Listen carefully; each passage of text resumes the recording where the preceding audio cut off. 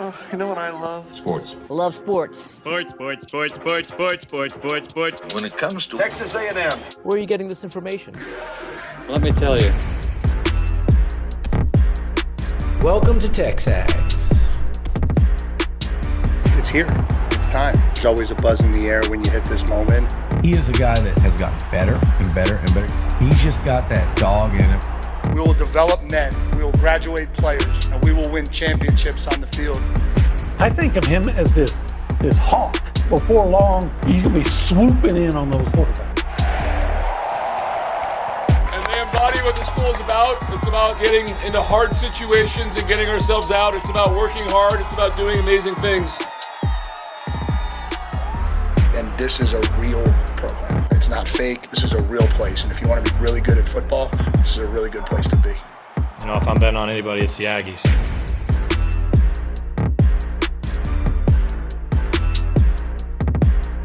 Well, it feels kind of weird, OB. Yeah, how's that? Well, we got a lot of stuff going on, right? Like, We've got spring football. We got a press conference here in a little bit.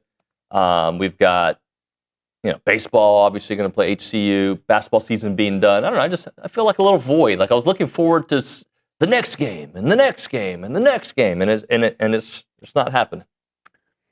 Yeah, with Broniger and Zane doing such a good job on baseball, for me it's spring football now. Yeah. And then I'll be getting ready for the draft. Yeah. Which means, writing something on every player that might get drafted.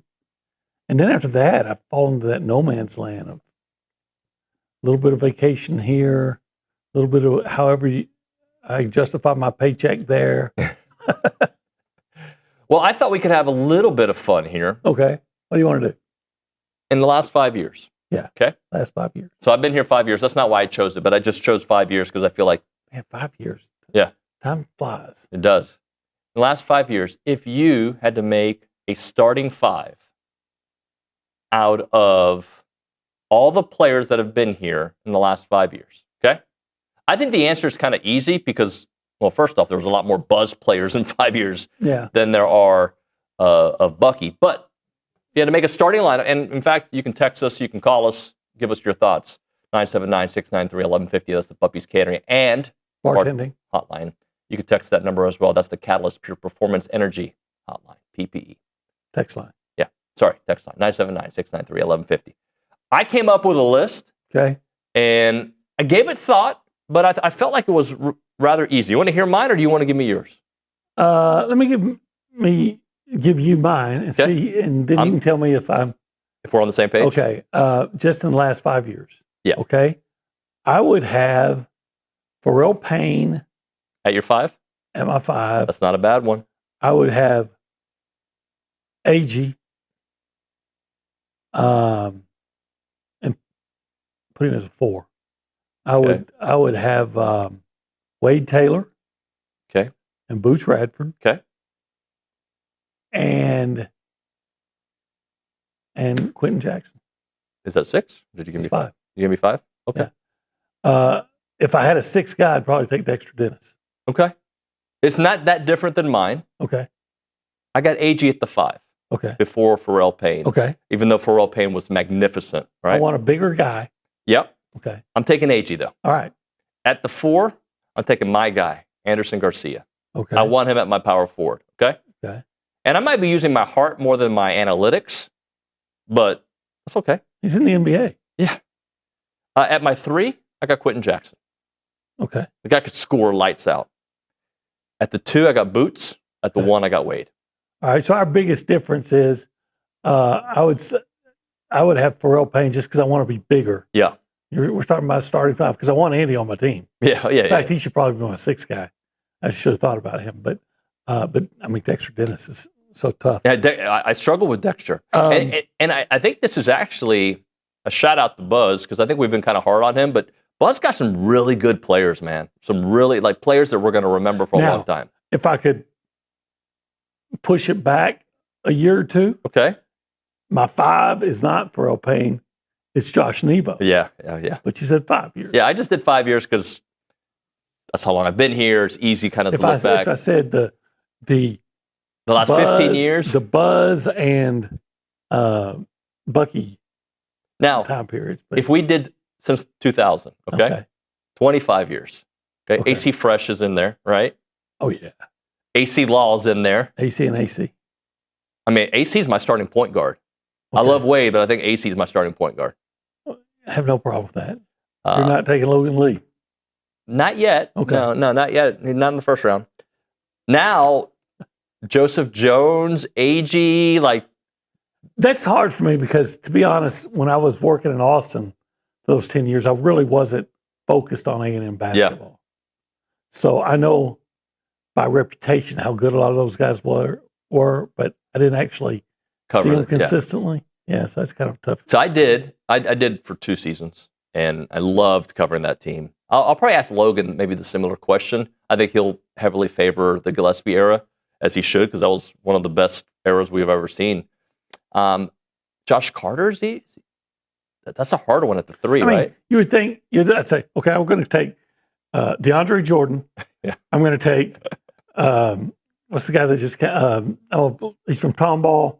Played with the Chris Middleton. Chris Middleton. Okay. Take Alex Caruso.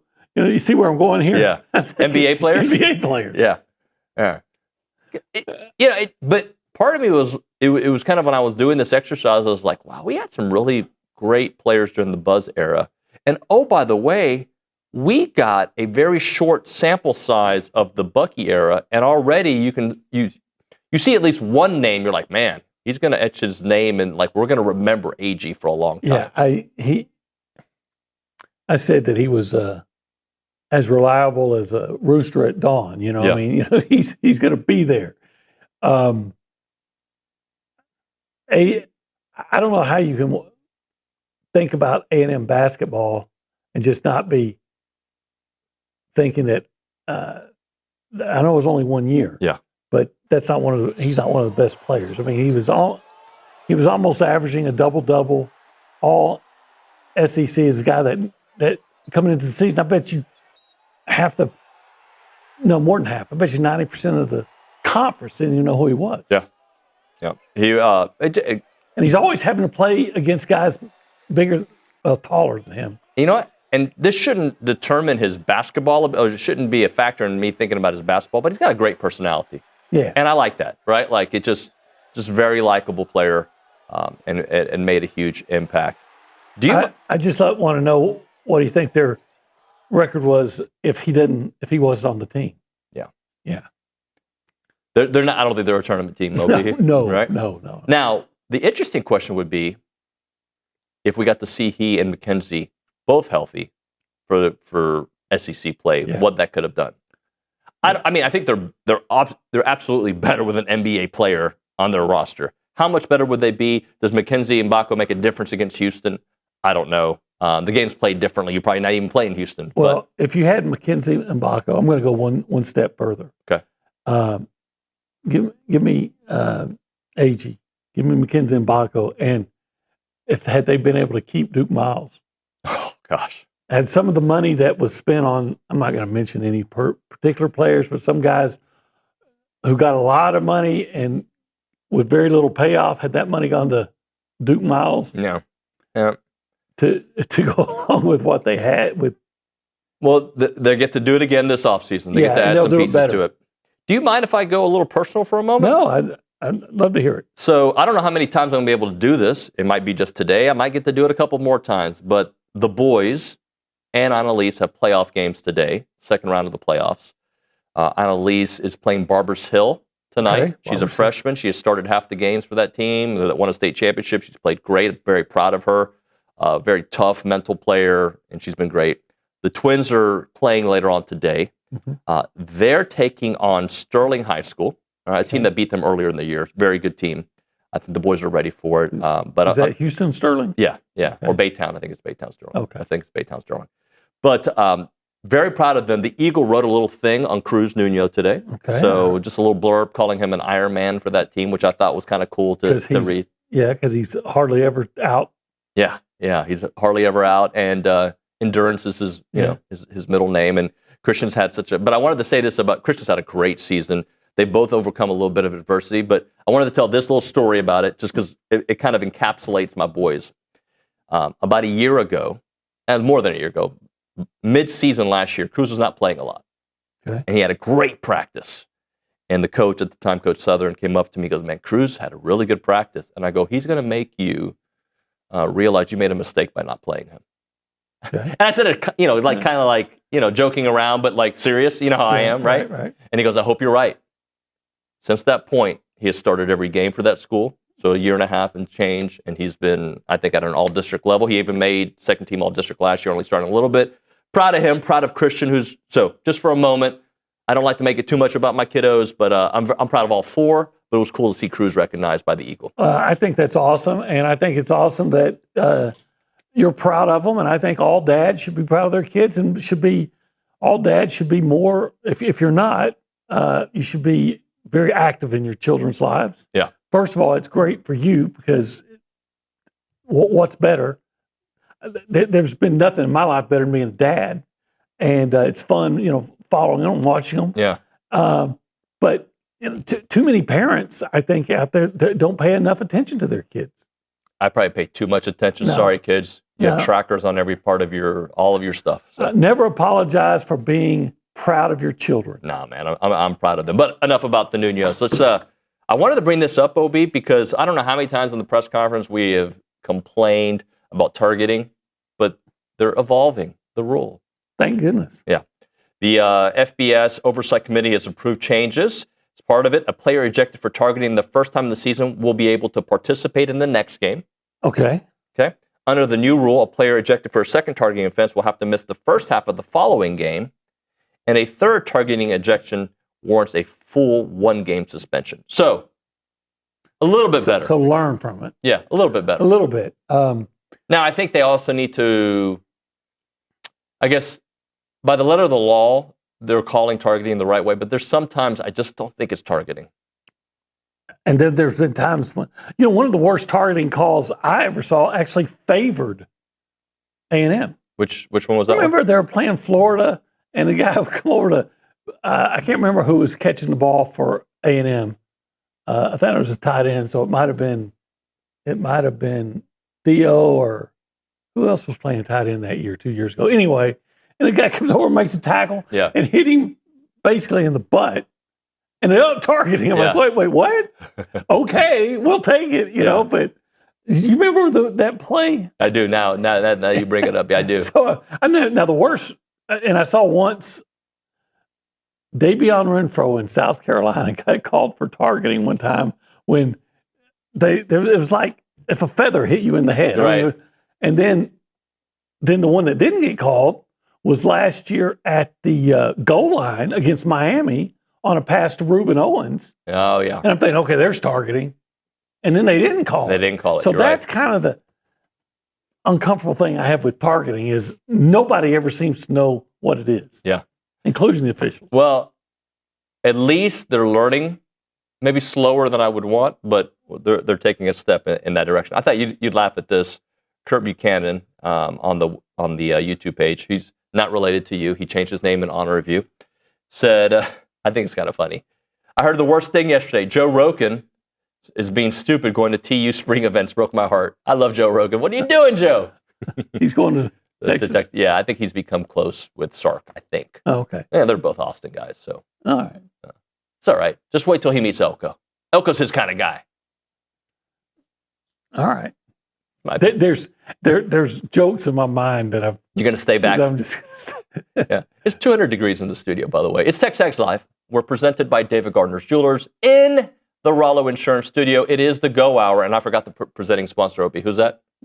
the warehouse of CC Okay, Creations. just making sure you knew. Just making sure. CC, Senor. And over there is a section that we call the Holistic. Planning Cool Zones. It's probably cool here. It's hot as you know what here, but it's cool over there. Probably cool over there. Yeah, I need to go sit over there. Maybe I should wear a long sleeve shirt when it's 98 degrees. And I've already told you the number to call on the Buppy's Catering and Bartending Hotline, 979-693-1150. And, of course, you can text the Catalyst Pure Performance Energy text line, 979-693-1150. We go around the room. We go left to right. We go behind the glass and through the television. It is Nick Savage. Nick, good morning. Howdy, good morning, y'all. How are you? I'm good. Doesn't it kind of feel like a summer show right now? I kind of get what you're saying with the lull, even though we're still in the middle of baseball, softball season, but it kind of feels like a summer show today. But my question to y'all just about the targeting rule, do you think we ever get to a point, which I think it should be, just a 15-yard penalty? We should stop kicking these kids out of games, these players out of games.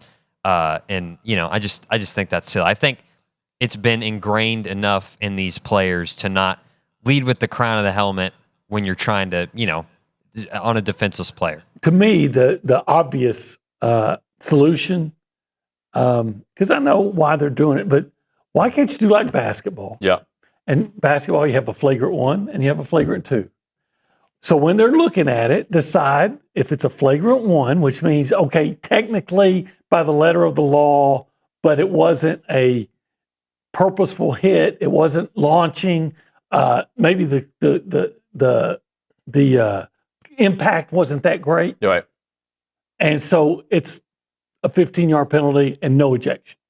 And then you look at a flagrant 2, and if it looks like, okay, this guy was headhunting and he went to the head and it was a huge impact, then it's a 15-yard penalty and the ejection. Right. Why is that so hard? Yeah, well, in basketball, it seems pretty simple, right? Like, was it Rubin who got the flagrant in the game? And by the way, I get it. It probably was a little bit more. He was trying to fight through a screen, and the guy was screening exactly like right. that. I understood the why, but it wasn't malicious. It wasn't like he was just, get off me, and push through, right? Like I understood that. So, but it wasn't a flagrant 2. No. Under a targeting rule, if they would have thought it was a targeting, he would have been done. So I'm just saying, why, if you can do that for basketball and say, hey, we're gonna, yeah, it's an infraction, but there are 2 different levels to the infraction, and we're gonna look at the tape and decide which level it is. Why is that so hard to do for football? I agree. Okay. Why? Good follow-up, Nick. Let's go to the Angry Elephant News and Social Center. Justin Bias. ¿Cómo estás? Bien, ¿y tú? Aquí nomás. What's up? Nothing much. Excited to be back this No week. enchilada? No enchilada. I'm growing this back out. How long are you going to go? Back to normal. Okay. Yeah. What's that? It was a fun week thing. Back to normal. What's normal? With a beard. Okay. He was in his mustache day, My mustache, yeah, a couple of days, 48 hours. It was fun. You should do a mustache, OB. Well, I think you should do like a Kurt Russell mustache from Tombstone. I think he had one. I don't think he had it. And cut off this part. Just go straight. Just go Fu Manchu. Yeah, just go. Many men eat, but Fu Manchu. That's pretty good. Yeah.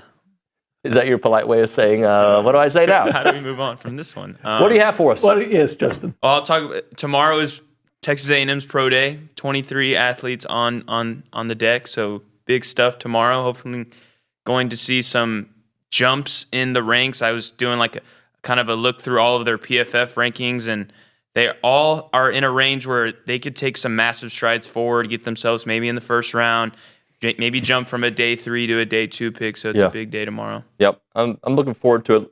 We got to hang out with them not that long ago, so it'll be interesting to see some of the events that they did not participate in. If they do some of those, I can't remember what they did and what they didn't do, but I know there was a few events they did not do that they were waiting to do it at the Pro Day. Yeah, it's my understanding like KC didn't didn't do the 40 and maybe some of the shuttle. I don't know, but okay.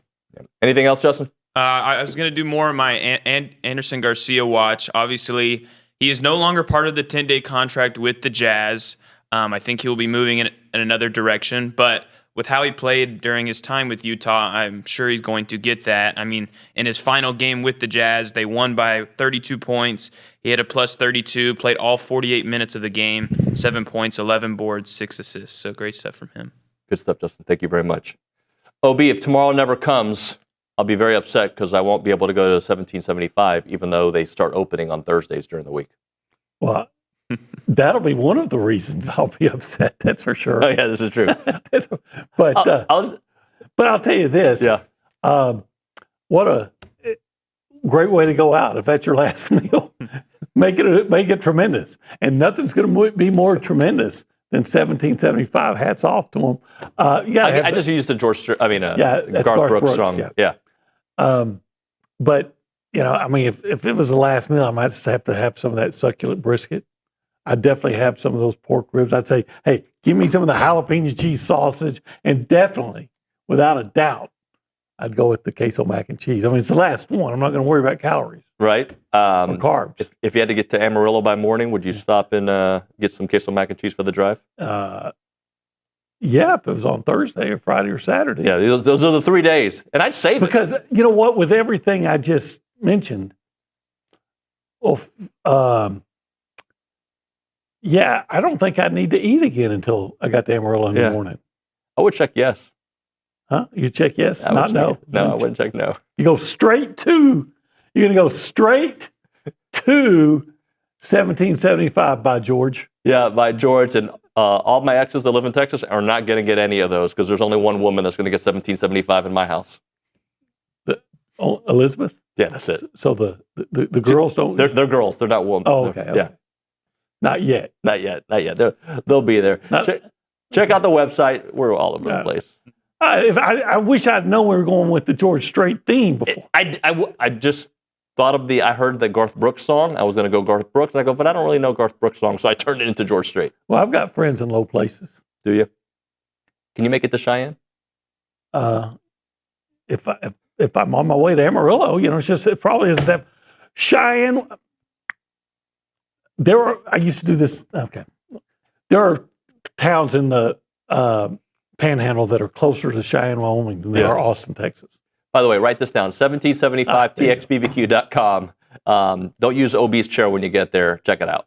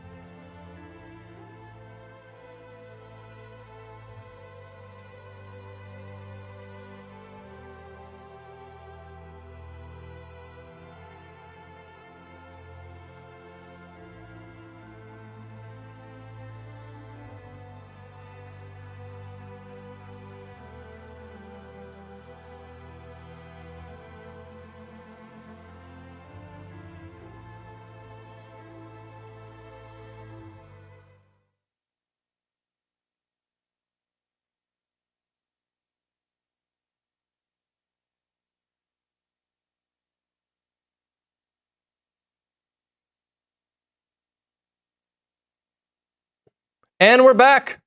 It is TexAgs Live, presented by David Gardner's Jewelers, Rollo Insurance Studio, the Go Hour, presented by The Warehouse at CC Creations. Typically I try to warn you before we do this segment, Okay. but I didn't warn you. The Knockout Performer of the Week, brought to you by TKO Equipment. Rent, sell, lease, or rent to buy. TKO Equipment, which is your trusted source for used heavy equipment. Do you have anybody you want to nominate this week? Nico Partita. He's on my list. He knocked one out of the park. Grand with the bases slam. loaded. Yeah. And quite frankly, there's got to be, I could say Aggie for that game against St. Mary's, but He was fantastic. Yeah. he was. There's got to be somebody that I just don't know from the softball team with the week they had. I'll let you take this one because there's a young lady that had a great Friday and Sunday. I don't remember what she did on Saturday. Michaela. Yeah, Michaela Wark had that grand slam to walk off and run rule Kentucky. Obviously, A&M softball had a great weekend sweeping Kentucky. Yep. I also would like to mention Sydney Peters for the softball team. Notched 2 wins in the series, 10 innings, 12 strikeouts, and held opponents to a 139 batting average. So Not bad. I'm going to give a couple more. About Aiden Sims. Aiden Sims made the list. First career conference win. They won he went 5.2 innings. They needed a good pitching performance. How many he had? Did he have 8 strikeouts? I forget how many strikeouts he has. Not 10? 8. Okay, I was right. 8 strikeouts. So he was great. And I put Josh Holloway on the list because there were times this season I was like, and he had his really good moments early on in the non-conference. Mm-hmm. Then he kind of had some struggling moments. He was a plus during the tournament. He had some really nice minutes in the St. Mary's game. He was the only player in double figures in the game against Houston. Hit 2 big threes. I thought he was really good for A&M on Saturday. Okay. He did a good job. He played above what we expect, right? Yeah. And the thing is, to have even a chance against Houston, which obviously they didn't. But you're going to need him and others hitting shots. You needed a couple of other guys to step up and play like Josh Holloway did. Yeah, exactly right. Let's do this, OB. I got a college football segment for you coming up, okay? Okay. We'll do some A&M football questions. Josh Pate has his pretender and contender conversations, and I'll let you know where he has got A&M, and we'll kind of examine a little bit of it. Sound good? Yeah. We'll have that coming up on the other side. Right now, we're talking Rollo Insurance. At Rollo Insurance Group, you get a personal agent with a direct number, not a call center, not an automated system. They are the official provider or insurance provider of TexAgs Live. They've been doing that for this show for a very long time. The difference is real. 60 offices in the great state of Texas. Whether it's home, auto, business, or ranch insurance, start a relationship with experts who put you first. Your agent becomes familiar with your specific situation, and they provide a customized protection that mass market insurers simply cannot do. When you need advice or have a claim, you'll speak directly to somebody who knows your situation, and they'll take amazing care of you. That's the Rollo difference. RolloInsurance.com/TexAgs is the website. RolloInsurance.com/TexAgs. Or call them up, 888-44-ROLLO. That is 888-44-ROLLO.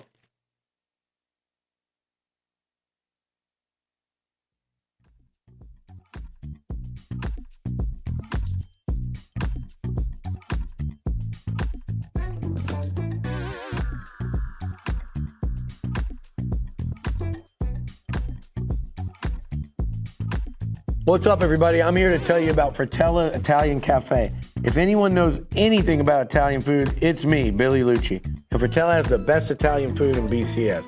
Located at 3901 South Texas Avenue, Fratella is known for their handmade pasta dishes and feature lasagna, beef cannelloni, chicken parmesan, chicken fettuccine alfredo, a couple of my favorites, just a big old bowl of plain old spaghetti and some manicotti.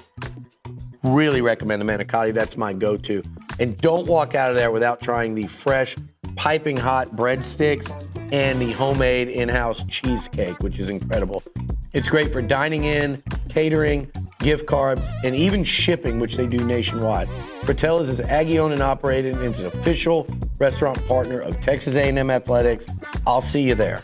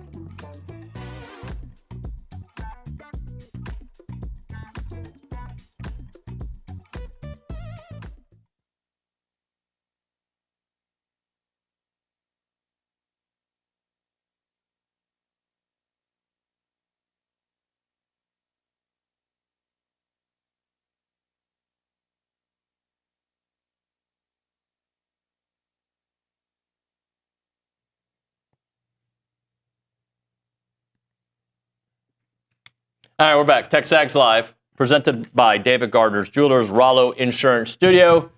It is the Go Hour. All right, OB, let's talk a little pretender versus contenders. Okay. Before we get into what Josh says, I think we could probably agree that A&M is a TBD if they're a legitimate contender, right? Yes, I agree with that. I'm not ready to say they're a contender. I'm not ready to say they're a pretender either. I'm a fact-finding mission about this A&M team. Yeah. I think, and I won't know that answer for a long time. If I had to pick between contender and pretender, if I had to pick you're going now, contender. I would say contender because you got a quarterback back, and so much of it starts there.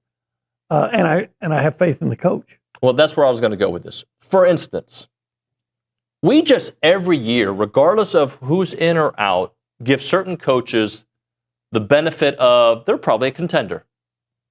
Oregon falls in that mix with Dan Lanning every year. Do they not? Pretty much, yeah. Okay. I think he might be a Texas little is in over. that mix every year. They are. Okay. These are coaches that have done a really nice job with their programs that I don't follow them the way I follow A&M, so I don't know who they lost, who they didn't. I know they lose guys, right? Mm-hmm. I know Texas a couple years ago lost more than they lost this past year. They were still a contender. They were the preseason #1 team. They're going to have serious losses on defense. They got to rebuild their defense. You're talking about Texas? Texas, yeah. I believe that with Alabama, I mean, of course during the Saban days, but now with Kalen DeBoer, they get the benefit of the doubt as being a contender, right? They won a playoff game. A&M did not, even though I think A&M was a better team than them last year, but they won a playoff game. A&M did not. I think now Mario Cristobal has elevated his team into being a contender. but he's going to have to do it again, right? Right. And yeah, I would expect Miami to be a contender. Partially because of the conference they're in. Big part of that, and they spend a lot of money. They spend a lot of money. So I guess what I'm trying to say is, if all these other programs that have had similar success or more success than A&M, okay, like Elko in his first 2 years, I think has done a good enough job that he should be almost in that conversation of being a contender every year. Right. Almost. Not there just yet. Yeah. This year could go a long way to that. Because when was the last time A&M had consecutive seasons with more than 8 wins? Does that go to 2012 and 2013? Must. They won 9 in that 13 year, right? Yeah. Yeah. With the bowl win. Yeah. Uh-huh. It's got to be. And so until you can show that you can do that. Now, Elko was really close in that first year of winning 9 games. Lane Kiffin, every year, is considered, every year considered a contender, right? Well, I think LSU's every year considered it. No, but I'm saying even when he was at Ole Miss, he turned, because it took a couple 10 years. He's a great coach. He's a great coach. Right? Couple 10, what it takes is consecutive 10-win season, and consistent NIL, building, recruiting. This could be the year where I think that changes for A&M. Could be. I have so many questions about how the offensive line is going to look. I definitely have questions about what steps Marcel takes. I think he's going to take some steps. I think he's going to be better this year than he was last year. I have some questions on the defensive side. But those questions, I think you can point at most programs and come up with similar types of questions. Yes, you can. We had a lot of the same questions last year, and they found a way to answer those questions. We didn't have that many questions on the offensive line because we knew who was coming back. But we did have questions on the defensive line. Yeah. And again, those questions were answered in a positive way. They were better. Am I right? The defensive line was better last year than it was with the 3 guys who went in the first couple of rounds. Yeah. They were. It was shocking. And that was a big reason why they were as successful as they were last year. Now, are you going to be good in the offensive line and defensive line again this year? Because SEC is a line of scrimmage league, but I like on defense.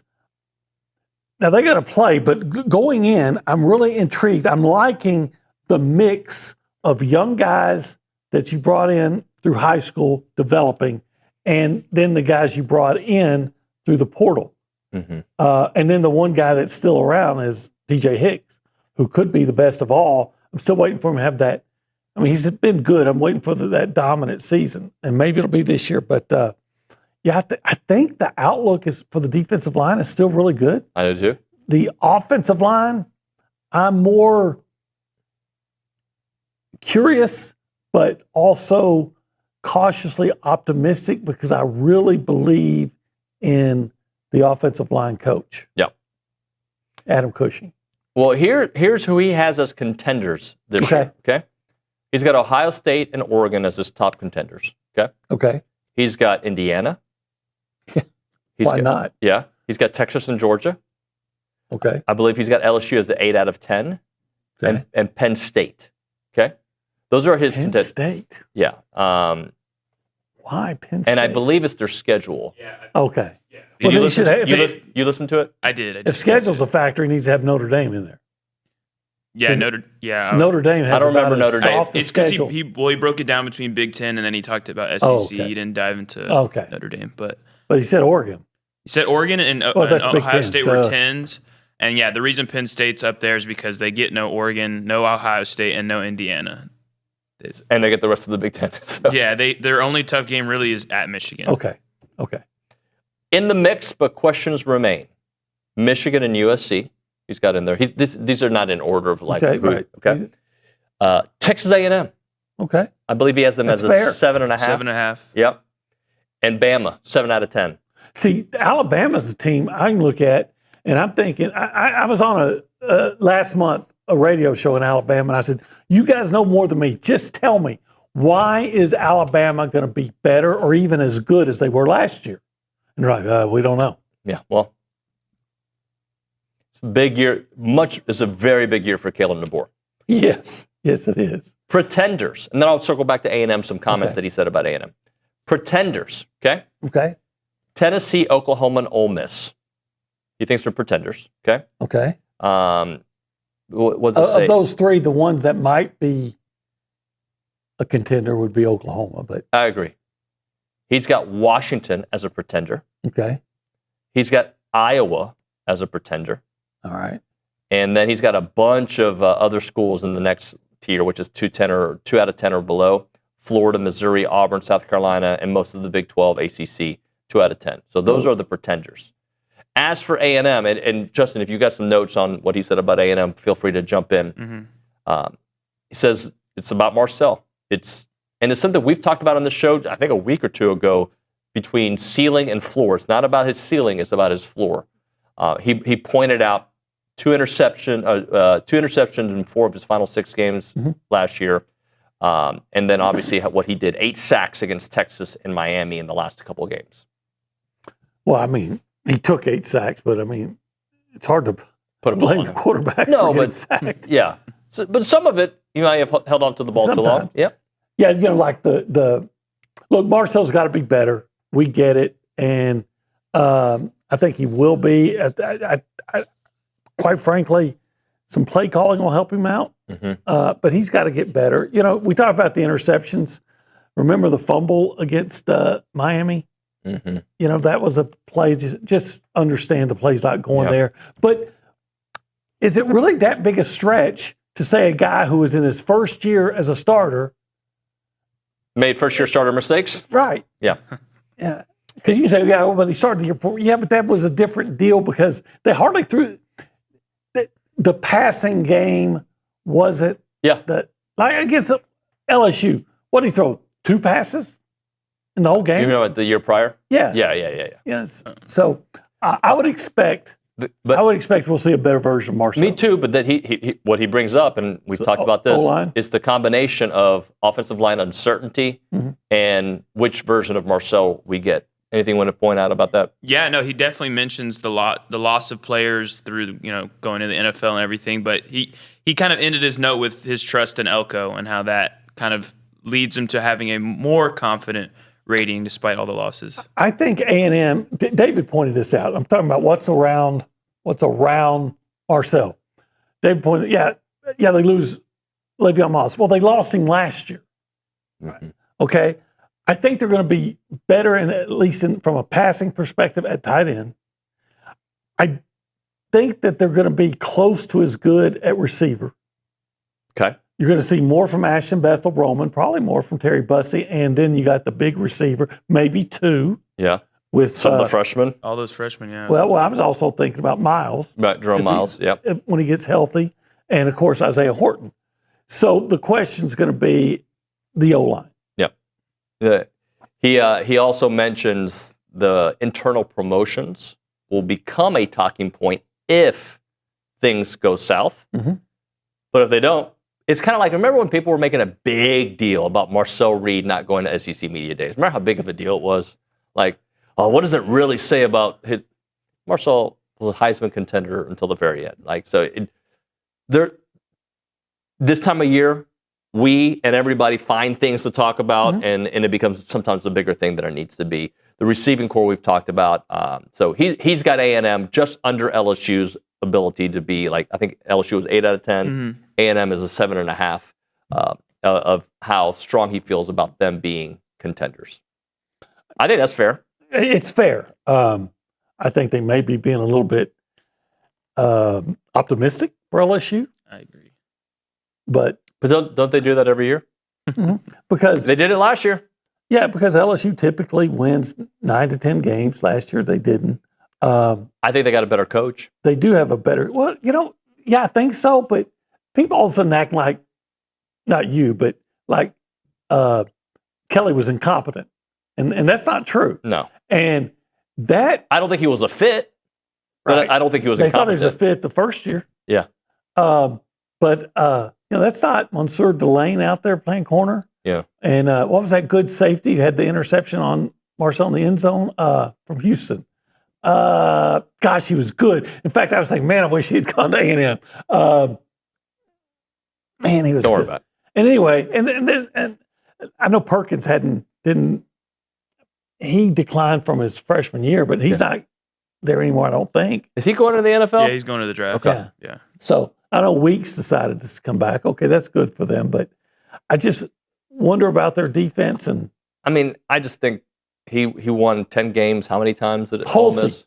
AJ Halsey. AJ Halsey. That guy, that's a good football player right there. But how many times did Lane Kiffin win 10-plus games at LSU? 3?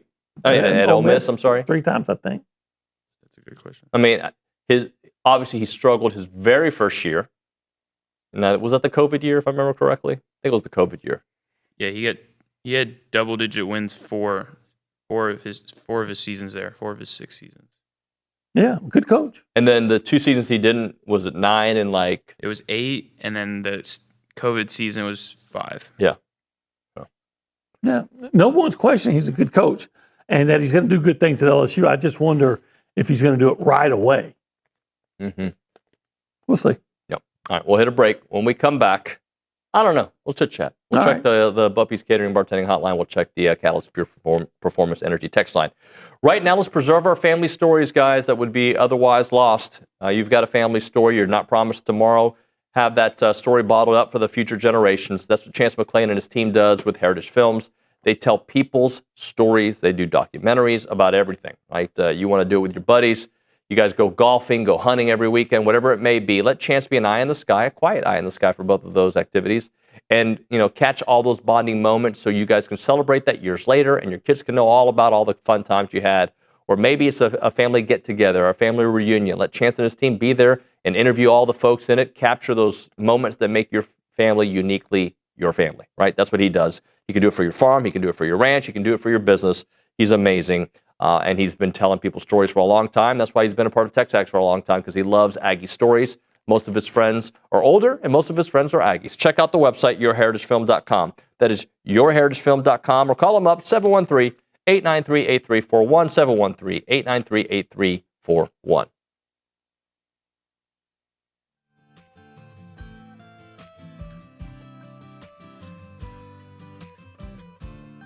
All right, we're talking about Burlebo, the heart of Texas. More than an outdoor lifestyle brand, its products created with you in mind. Currently, I'm wearing the performance polo, the Texas maroon and gray. If you look into it, you've got the state of Texas in gray, and you also got it in maroon. It's one of their highest, most popular sales that they have there. It is really nice. Comfort and versatility. You can wear it in any situation. Quick drying, fits the size. But Burlebo, they're rooted in tradition, fueled by passion for the outdoors.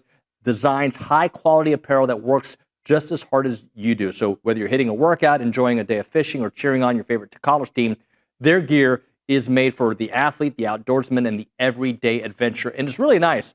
I wore this one to church the other day. People talked about it. Really, my kids were like, "Yeah, Dad, you look pretty good today." From athletic shorts to your favorite go-to tees and performance hoodies, they have everything you want. Check out burlebo.com and find your new favorite gear. It's Burlebo for the athlete, for the outdoors, and for the family.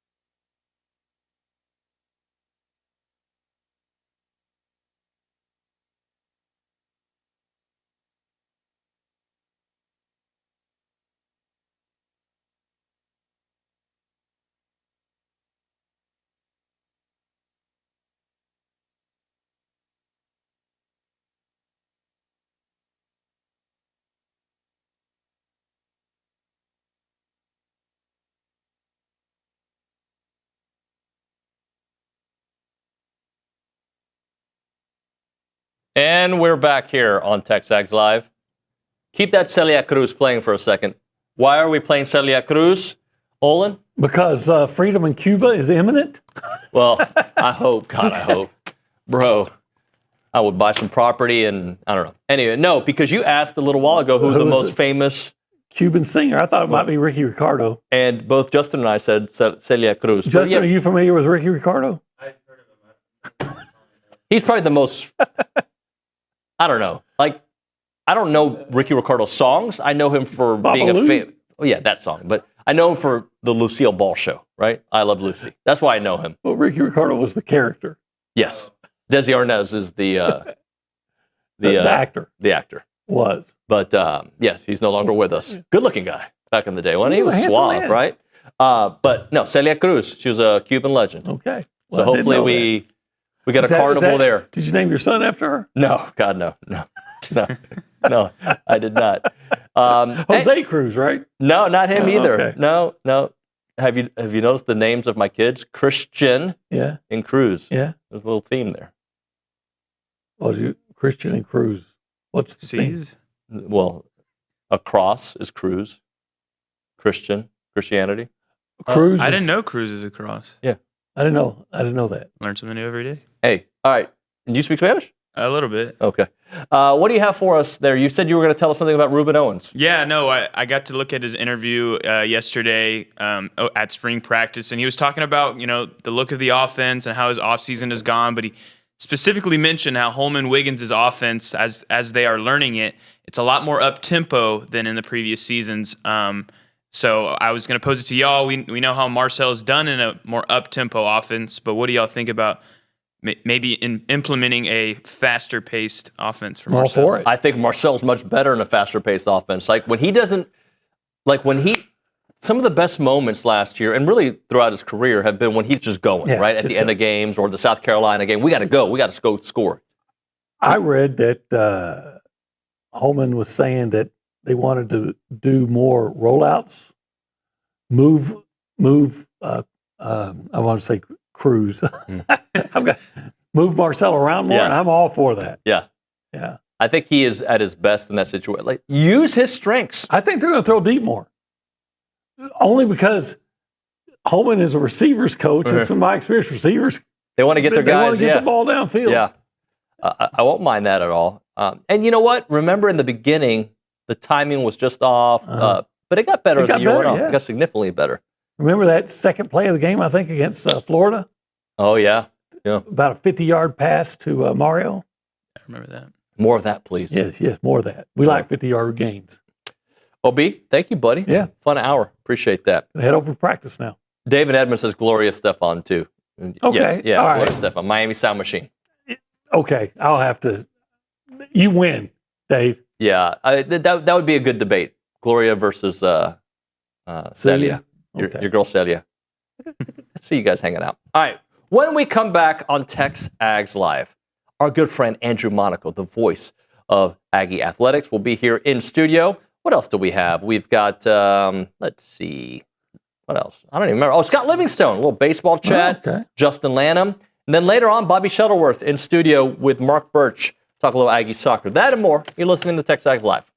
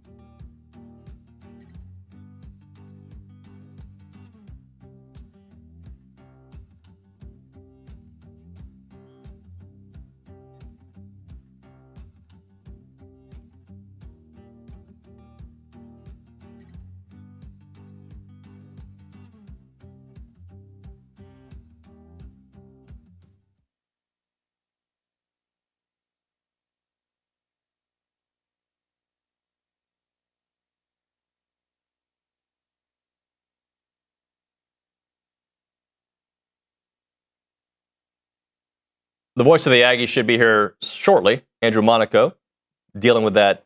Anybody else dealing with the traffic on 6? Always. Look, I know people who listen to us in Dallas, Lubbock, Alabama, Germany, Singapore. Where did they get me, Nick? Was it Singapore? I think so. I'm trying to think where Hugh lived. Hugh, I miss you, bro. You know the story about Hugh? No, I don't. Oh, well, I'll tell you some other time. The audience knows it too well. His last name is Jazz. Oh, okay. Yeah, I got caught reading one of those to Schloss. Got caught lacking. Yeah. Reading it to... Oh, wow. And at some point, it didn't hit me late. Like, I think the way Richard responded, I have to watch it again to remember, but it hit me like, oh, they got me. Anyway, I know many of you live in other places that have real traffic. We don't have real traffic here. But just hear me out for a moment, right? Because the traffic here is pretty, other than game days and first day of school, it's relatively not bad. But they're redoing 6 completely, right? Like it's, do you come from South College Station or no? No. So you probably don't deal with what I'm dealing with. Nick, do you deal with it? No, I go up Welborn. Okay. Well, I took Welborn today. It was worse. Welborn sucks. Okay? I like Welborn when there's no traffic. Welborn sucks when there's You traffic. should get here at 6 a.m. when I do. Well, you don't have to worry about any traffic. I got to take You could kids actually places. run red lights if you really wanted to. No one's around. I'm not that far from not having to take kids to school, but I still take kids to school. Anyway, 6 is it's partially closed off, taking 6 into Texas. They're redoing that whole section, so everything's just really backed up. So instead of taking 6 today, I took Welborn, and it took 9 minutes longer. So I'm complaining just to complain. What I was going to say is when Andrew Monaco gets here, I'm going to ask him not if A&M, the Josh Pate question, not if A&M is a contender versus a pretender, but maybe what he needs to see for them to be a legitimate contender. Because I think we all agree there are questions for them to answer. They probably already answered. They probably know, right? They probably know that if we get these guys to this level here in the next 3 months, 5 months, we're going to be as good as we were a year ago with a more difficult schedule. Schedules are all relative. We'll find out how these teams really are. When you play them matters. Maybe getting LSU early is good for A&M. Going to Tuscaloosa, maybe by that point they don't feel like they're as good. Maybe Oklahoma really isn't the contender that we think they are. There's a lot of questions that we're going to answer this year. Arizona State coming to town early on, I don't expect them to be good, right? But Kentucky's quarterback, right? They've cut Kentucky's got everything new, right? All of Kentucky is brand new. So I understand it. But if you had to have questions answered to say, all right, what will it take for you to believe that A&M is a legitimate contender for the playoffs and maybe even a run in the playoffs? It starts and ends, for me, at the line of scrimmage. If you were to tell me that A&M's offensive line is as good as they were, and by the way, last year they had their issues, especially towards the end. The end of the year, yeah. Right? Mm-hmm. But if you say to me, they're going to be as good as their middle tier was last year, not their high tier, not their low tier, that's who they are. And you tell me the defensive line is who, because the defensive line, they were really good last year, but I think they did lack some sacks towards the end of the season, right? Tell me the defensive line is middle tier of what they were last year. If I get those 2 questions answered, and Marcel takes a gradual step up, I'm not even asking for a huge step up, and the receiving core is around what they were last year, slightly above, slightly below. There's a lot of ifs I'm asking, by the way, but to me, the main one I would ask is the line of scrimmage as good at their middle tier? If they're as good at their middle tier, not their worst, not their absolute best. I'm trying to think what was their best offensive line performance of the year. Maybe Florida. They went on a stretch of 5 games where Marcel did not get sacked. So they had a very strong stretch of the season. And for me, it's not just that, right? It's the ability to run. Now, we knew more about that team than we do about this team. Are they going to be able to ground? And look, I have heard, I haven't seen Ruben Owens up close, that he looks bigger and stronger already. That's right, yeah. Yeah, I've heard about that. If Ruben Owens takes the natural steps that I think he's going to take, if Morrow and the rest of those running backs, Tiger Ryder and the freshmen all, take some huge steps this offseason. And again, these are all ifs because they're ifs until they're known, right? But I do think you can expect for Reuben Owens to be better this year. I do think you can expect for Marcel to be better this year. I do think you can expect for Mario Craver to be better this year. I think you're going to be better at tight end this year. It's still, I think Houston Thomas is more of a receiver than, right. And that whole room, I think, could be better than it was last year. Play calling. I don't know until I know. I'm going to be a little more optimistic today that it's going to be better. Holman Wiggins is saying some of the things we want to hear. A little bit more up-tempo. I like that, right? Yeah, Richie Anderson, I should have brought him up as well in the tight end room. Absolutely. So one would say that it is very possible to expect them to be not significantly better, somewhat better. So if the guys that we've seen in natural positions are somewhat better or about the same, we can't have Marcel being the Marcel at the end of the season. I don't think he has to be second half South Carolina or most of LSU great all year long. But he can't be what we saw at the end of the season. All not his fault, by the way. Some of it his fault, not all of it his fault. Then you go to the defensive side. Not having Torian out there, what does that do to the linebacker crew? Because production aside, and he was very productive, he was a leader for that defense. Right. Yeah, precisely. Right? I think it is easy to say that Damian Sanford is going to take a step. Look what he did last year. We've heard nothing but great things about Jordan Lockhart, Noah McKell. Ray Coney comes in with a great reputation. Okay. Secondary, I think, has been upgraded. It's hard to say you're upgraded when you lose Will Lee. You're starting. Right? But I think Ricky Gibson, and again, a big question coming back from injury, hasn't played in a while. I think the Ricky Gibson question is a possibility. And I think you don't have to be crazy to think that the secondary could be better, because I think Des Ricks is going to be better. I think Humphrey's going to be better, right? There are questions. And with that, the voice of the Aggies joining us. You know how guilty I feel that don't ever feel guilty that you are filling because of me. Well, now I know you can. Please don't get me wrong. No, Billy says I can't. Billy says I'm panicking when I got to fill. No, that actually sounded good. Let me answer your questions. No. But yeah. So my point is, Josh Pate had a series on contenders versus pretenders. He's got A&M as an almost contender, a 7.5 out of 10. And the reasons not a full contender is because there are questions on the offensive line, defensive line, and which version of Marcel do we get? Yeah. I agree with all that. Agreed. I would do that any year. I would do that any year. And I would say that to any team. I don't know how you can go into a season and say that team is going to be boom. Yep. Right? Well, but you know me, because you were saying it, and I'm like, yeah, begins and ends at the line of scrimmage. Absolutely. 1,000%, right? And to your point, you said it a moment ago. I think this is the year where Elko gets elevated to the category of some of these other coaches. Not that he's already not in the top 10 of coaches, not that, but where you get the benefit of the doubt. Because at Texas, at Oregon, at Alabama, no matter what they lose, people just seem to think, oh, they're a contender. Right. And A&M lost a lot. There's 13 guys that went to the combine. We got to hang out with them. It was great. Right. But those programs, when they lose those guys, last year Texas was preseason number 1. They lost a bunch of dudes at the draft. Right. Ohio State won a national championship. Different levels to this game. Right.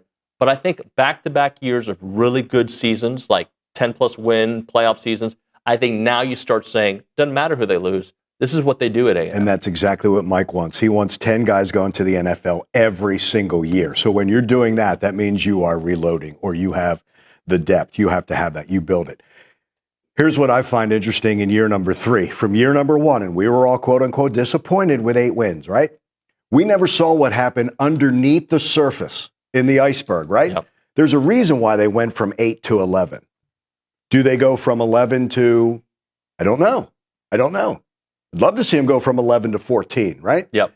But all that work that you're not saying that paid off in the playoff run last year Does that happen again this offseason? And if it does, to your point, then you are a contender because you have that. Just because you lose guys doesn't mean it's going to be worse. It can be if you don't build the depth. And that's where roster construction comes in. That's where effective use of the transfer portal comes in. That's where guys, we've talked about this, the bubbling under guys, those freshmen who become sophomores, those redshirt freshmen, right? You mentioned Tiger Ryden. Yeah. Here we go. Here's the opportunity. And what did he learn? I'm not basing everything on him. Like Ruben wants to be the guy. Okay. Jamarian Morrow wants to be the guy. I want a bunch of them, to compete for that. The questions become, who's KC? Is that Mario Craver? Who takes over Torian? Well, we saw that in Damian Sanford. Yeah. You mentioned Des Ricks. From a guy that they exclusively threw to his side because they wouldn't throw to Will, how much better does that make you? And then there's also, the leadership. And that's what I think the spring is for. It's a step, but you're not going to get answers in spring. You're going to get them in the fall. Yes, the schedule is noticeably more difficult. Didn't we say that last year? Then at the end of the year, everybody said they had an easy schedule. So we can, you never know. Change the narrative with that. You can only play who they put in front of you. And I just think the way he's building this entire squad and while he's been here is we're going to be strong every single year. Andrew, I have maroon goggles. I recognize that. Sure. But the A&M team that beat LSU, that version of A&M last year beats everybody. Correct. I think they give Indiana a run for their money. I think they give Ohio State a run for their money. They might be all the teams, right? They were playing better than anybody in the country at that point, in my opinion. But they were on upset alert, David. That's the thing that gets me. Yeah. Like it was upset. And again, because I know you're going into Death Valley. I get it. You're on upset alert and you emptied the stadium. Yeah. That's why I agree with you. And you got a program changed, right? They fired their coach because of that performance. Agreed. And it went from A&M played maybe its best game in all three phases to what's wrong with LSU. That's my problem is, what was wrong? A&M was way better than that. Unfortunately, they weren't at their best the last couple of games of the season. They were not. No, and that's absolutely honest. And I'm not saying that's okay, because it's not okay, but it is a season, right? There are chapters to a season. So to your point, what are they doing now to be better in that final act? And we're not going to know until the last weekend of November because that's where they failed. And in December is where they failed. If we're going past fail, right? And that's what it is at that moment. They finished most of November. They didn't finish in December. Yeah. Now, the year before, November was a disappointment. Past year was good, not great. Right. Now, how do you take that step? We're not going to know that answer on April 18th. No. We're not. Unfortunately. But that's just the way spring is. You know Elko very well. I don't know if you'd ever answer this, but I don't want him singularly focused on beating Texas because it's not about beating Texas. No, it's not. But I wonder how much he thinks about he thinks about that last game because of what it can mean. It's why LSU and that impressive win, and then you followed it with Missouri of, you now have a chance to get into the college football playoff. And that's why halftime at South Carolina, you're thinking, this may all go away because of the first 30 minutes. Or you're even thinking in Arkansas, when you have a chance, and that was that weird day, but you're up 21-6 and it's 21-20 at halftime. And you're thinking, this may all go away. Yeah. What you've worked for may all go away. And then in that second half, Arkansas couldn't stop Texas A&M. Look, that was a game you're going to have to outscore them. That's going to happen, right? Now, as the course of that season goes, if what you want to realize is realized, you're going to have to do that and put yourself in position so that last game of November puts you either in a bye or in the college football playoff. So you're not if you're singularly focused on just that game, you may go 1-something, right? And there's still no guarantee that you win that. I think it's, do you put yourself in that position so that game is not just a rivalry game, that's a game for your program and what they're going to do in the postseason. But you don't prepare for Texas differently from Oklahoma or Alabama or Arizona State. As you said, Did they win the line of scrimmage in that game? Not in the second half. No, they They didn't. Did they win the line of scrimmage in Miami? No, they didn't. That's that consistency. You did very well for 11. Now week 12, week 13. That's what you're going to have to find. It's the same way in any other league. You can have a great regular season. What do you do in the postseason? That's what matters. But that's the chip on the shoulder in the spring. And as I always tell you, what's the work that you're doing in the dark? Is that one more rep because you didn't do enough reps last year? But the other thing that gets me is for all the new players on that roster or their second-year players, all they know is how Casey Concepcion prepared. All they know is how Torian York prepared. All they know is how Le'Veon Moss prepared. And I think that residue helps in that, okay, that's the standard for them. That's a great sign for this program. Agree. I don't think I've done a good enough job of, so when we talk about tiers of what A&M has to be better at, I think we often bring up Marcel's got to be better at the end of the season, right? He was great at certain points. And that's why he was a Heisman contender most of the year. We bring up the offensive and defensive line, right? I don't think we bring up enough the big plays. Because that was, I think, what happened to the defense at times, right? Like they would play so well, and then there would be this huge play. And maybe they didn't give up that many huge plays, but those huge plays put them in some compromised positions. The year prior, I thought they struggled tackling in open space. They got much better at that. I think they were better at the big plays last year than they were a year prior, but they weren't good enough. I bet you that is something that they're thinking about, that Moffitt's thinking about, Elko's thinking about, the whole crew. Yeah, I agree with that. And because you had an offense that could match those big plays, it wasn't as important in a game. There were so many explosive plays by that offense, and there were fewer. It was the timeliness of those explosive plays, right, for the defense. So, yeah, that is something. To your point, you saw the adjustment from year one to year two, and it was better. And that would be a type of thing. And when there are fewer big plays like that, then you can have that defense step up and say, okay, we gave that up. What are we going to do now? Right. If it's happening every game, then you get into a, oh no, here we go again mentality. When it doesn't happen as often, okay, we've got this. It's either let's go force a turnover, let's kick just a field goal, something like that. Special teams was better in punt return and in kick return, and obviously those explosive plays, the kicking game's got to be better. It's got to be. But they went out and got a guy. But we're going to find out. Yeah. Right? We can all say that. Everybody's perfect now. But that's the beauty of Mike Elko is like, oh, it'll fix itself. You're kidding yourself if you think he's doing that. No. What do you attack because those weaknesses will come out? And every team in every sport, how do you hide your flaws better than the other team? Yeah. Every team has them. And the job of the coaches is to exploit what you do poorly so we can do that. That's the beauty of Mike is he's not going to just say, let me rest on this 11-win season and I'm good. You're kidding yourself when it comes to that. So before we hit a break and you're sticking around for one I'm going to stick around. Yeah, thank you so much.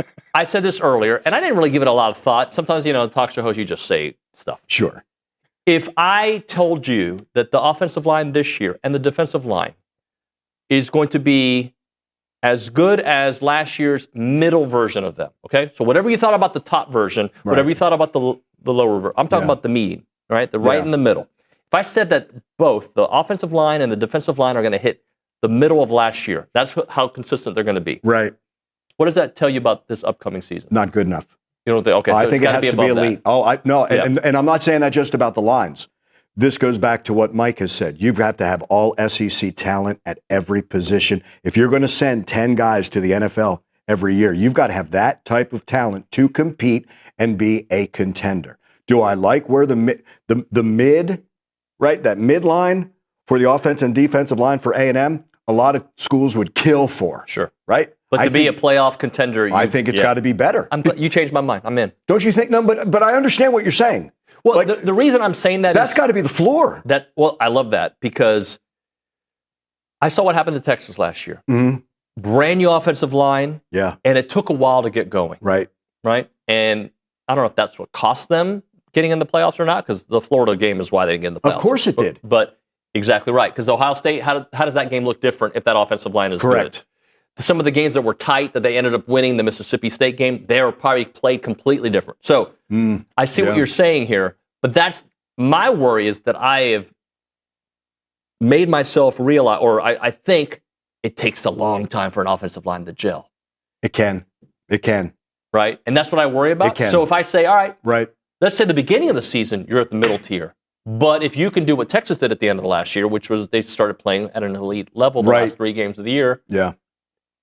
But with this schedule, that might not be good enough. No, it's got to be a little quicker. Yeah. You know what I mean? It's got to be a little quicker. But you what you have brought in is guys who have played on this level, right? They've played in the SEC and understand what it takes. Now it's that togetherness, because sometimes it'll be, hey, you know what? Do your job.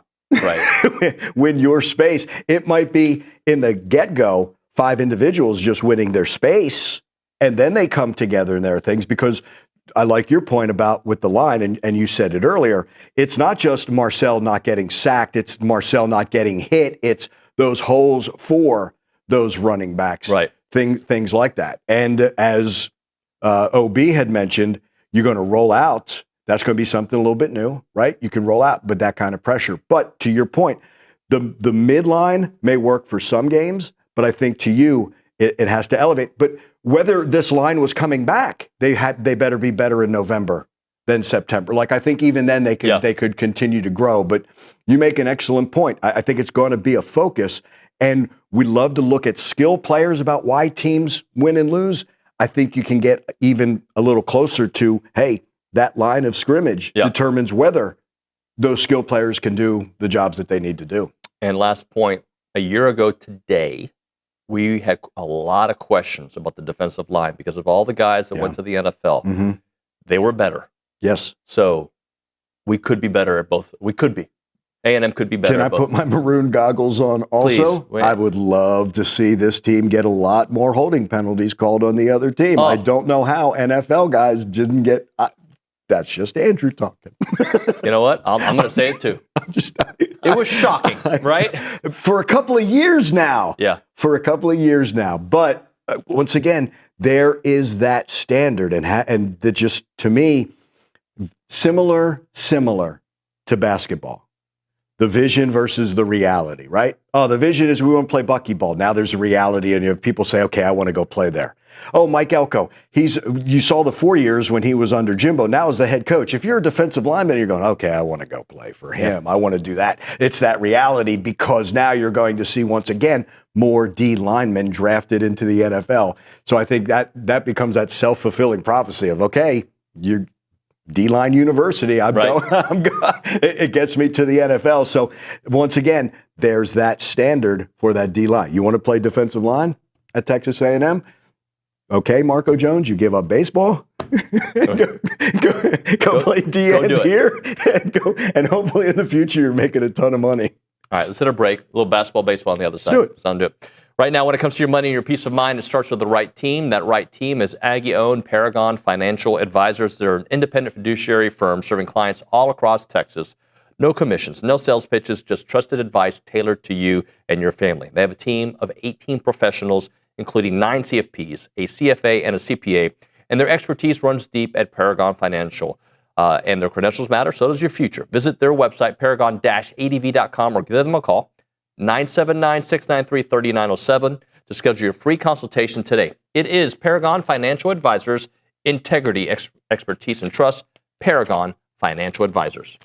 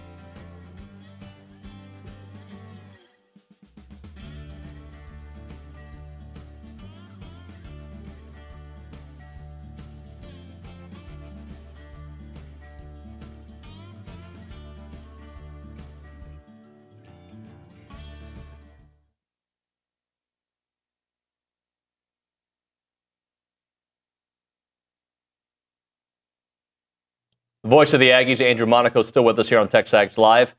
So I did this in the first segment, and I'm going to kind of bring it up to you, more as a compliment to Bucky than anything else. But I asked Olin, I was like, all right, give me your starting 5 from the last 5 years, Aggie basketball. Mm-hmm. Okay, and I gave him mine. Mine was Wade at the 1, Boots at the 2, Q at the 3, Anderson Garcia for me at the 4, sure, and Aggie at the 5. Even though you could have gone Pharrell Payne, that was mine. And when I started thinking about that segment, it was more like, yes, it's only 1 year of Bucky ball, but the fact that a team that I couldn't think of a second person on that team that would have made this list on Bucky's team that went just as far as those teams went in the tournament, right? It was more like a compliment, like, yes, 1 year, I get it, compared to 4 others with Buzz's guys.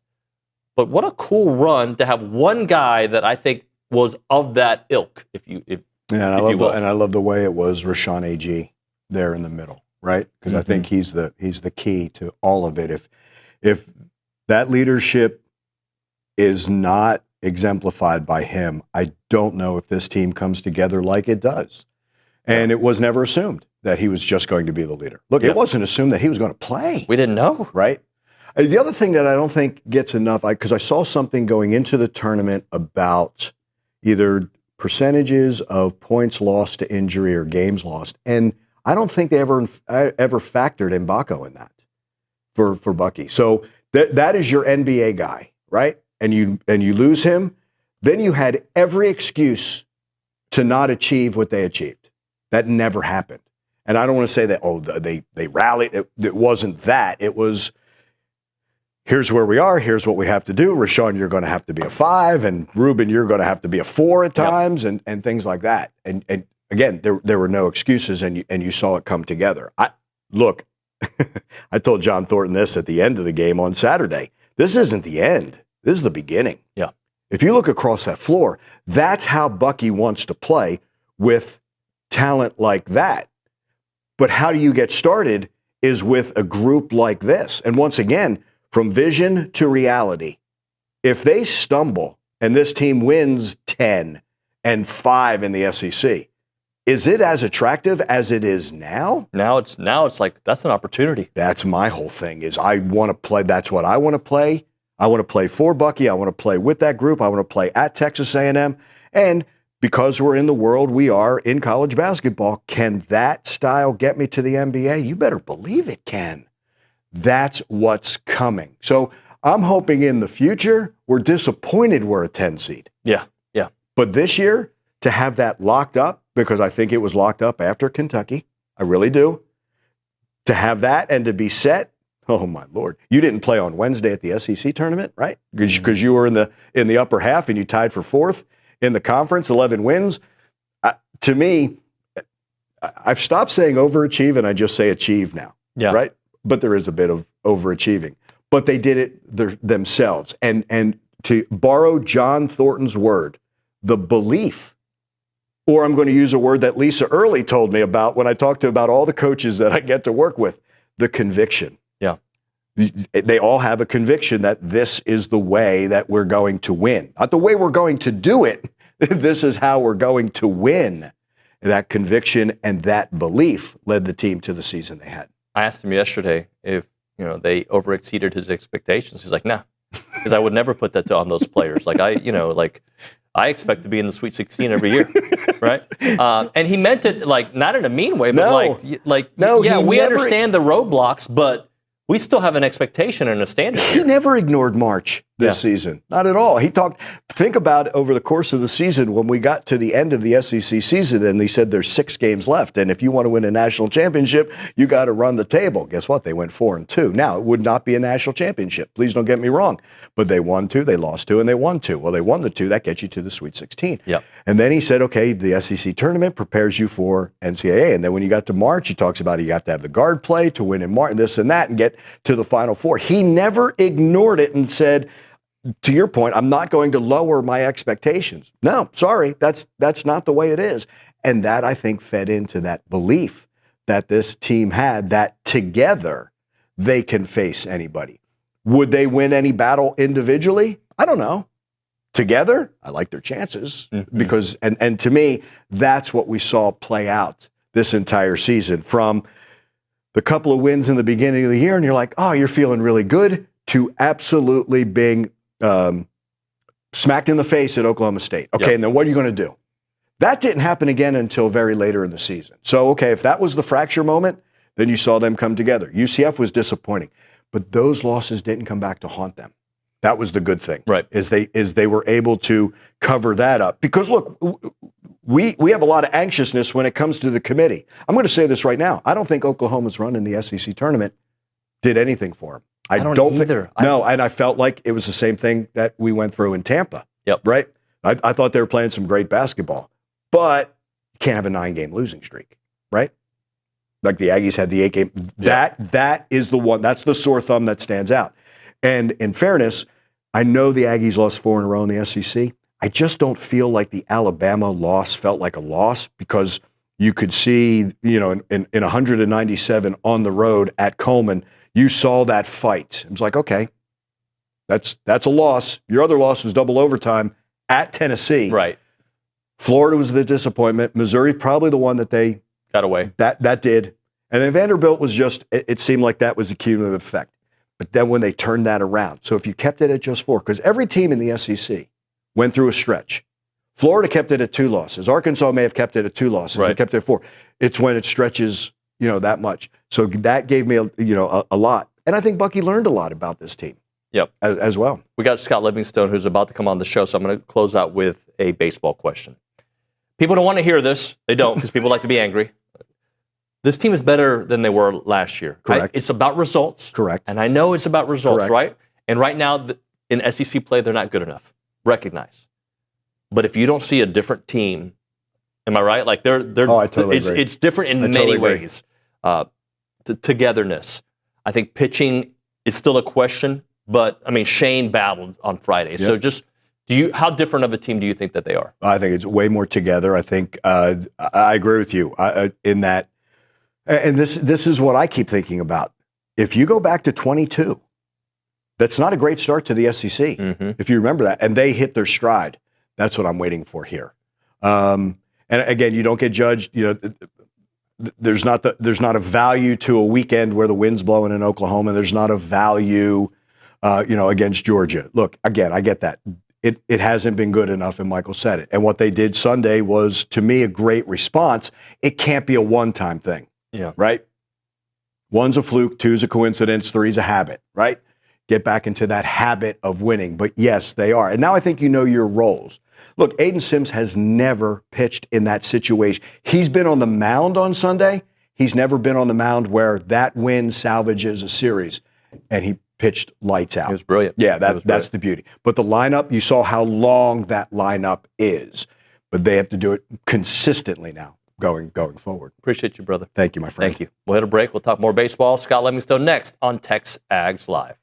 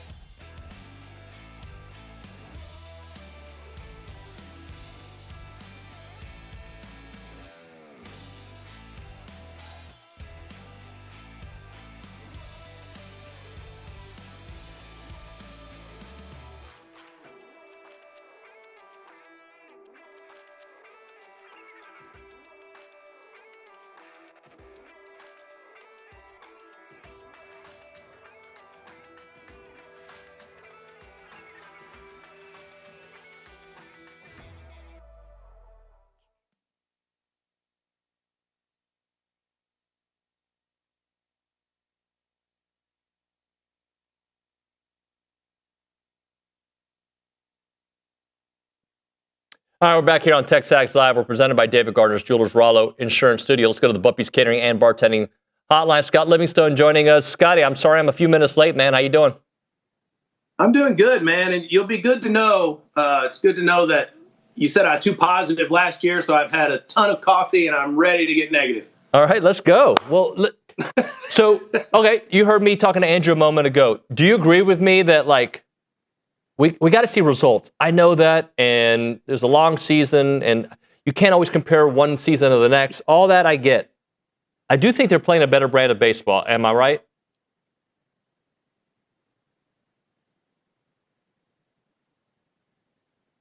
Yeah, I think they are. Everybody talks about the culture, the clubhouse, and the togetherness and stuff. And I mean, they were together last year. I mean, you could see it. They were still together. And, but we keep thinking, okay, let's wait. Let's see. It's going to get better. It's going to get better. And I said the same thing last year, and it didn't get any better. So I think with this group and who they have leading it, having been there for a few years in that clubhouse, I think they've gained the respect of when they speak. The young guys will listen, the older guys will listen, and I just think, yeah, it's better this year because there's games during the, I call it the preseason, Penn, Tennessee Tech, that we may have lost last year, but they won them this year. Or a Tuesday night game, they came back against Texas State. So, there's signs of good play from them and just battle.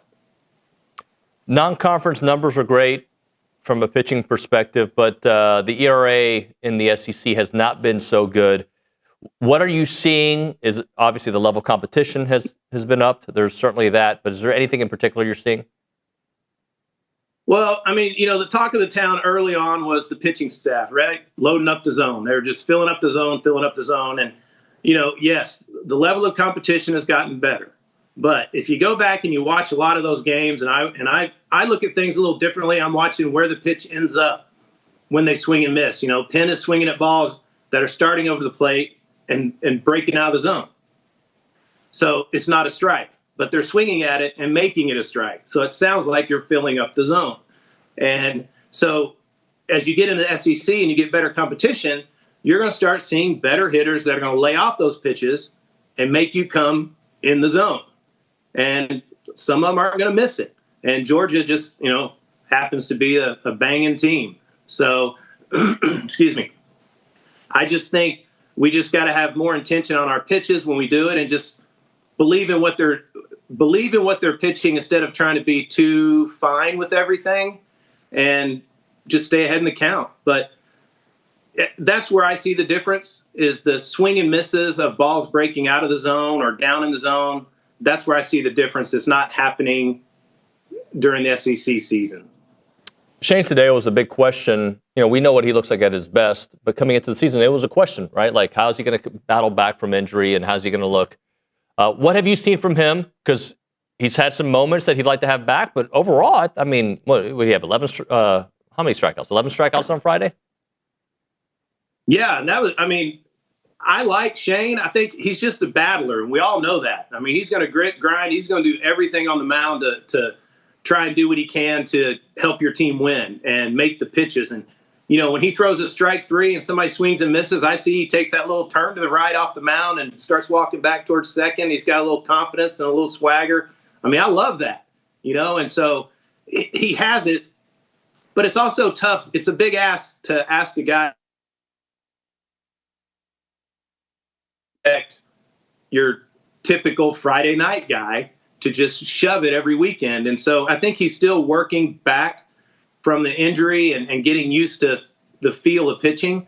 And I don't know a lot about pitching, but I know a lot of it's probably feel and location, and it takes a little bit. And laying off a year, it's tough. It's a tough ask. Scott, Nico Partita was brilliant over the weekend, especially on Sunday. He's had some ups. He's had some downs so far. Young player finding his way. What have you seen from him? Well, kind of like everybody else, I love Nico, and so I played as a freshman at third base as well, so I love that piece of it too. I don't have the arm the kid's got. I'm looking forward to seeing that guy on the mound. I'm pretty excited about that. Hopefully we'll see it, but maybe we won't need it. But I love his attitude and the things that he talks about. I mean, these guys are way mature beyond their years, way more mature than I was back then.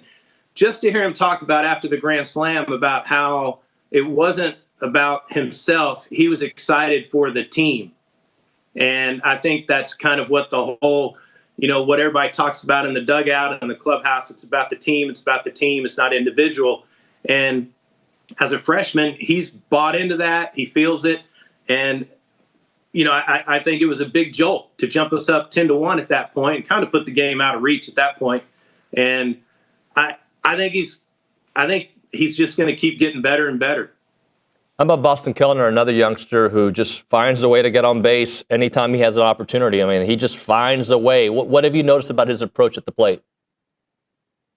I think, he takes a good amount of pitches. He tries to wait for his pitch. It feels like he sees the ball a long time, so he lets it get deep in the strike zone, which is really good. And he can hit the ball to all fields, and he's got some power. And, I mean, the freshmen that you mentioned, I mean, it's kind of uncanny to come in and be as good as they are this early in their career.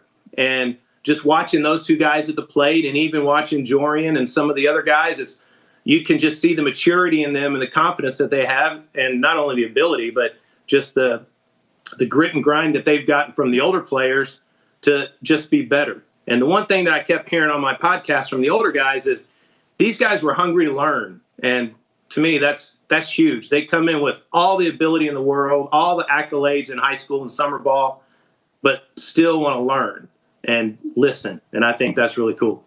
Look, I don't think Early's going to put the pressure of these next upcoming weekends to the team in the way that I'm going to phrase it here. But, to me, these are must-needed series wins. If you're going to have the success, if you're going to make the postseason, if you're going to have a chance to host the postseason. Obviously, you got series afterwards with Texas and Florida and whatnot that you can make up some ground. But, I think Missouri, you got to have that one back, especially with what happened last year.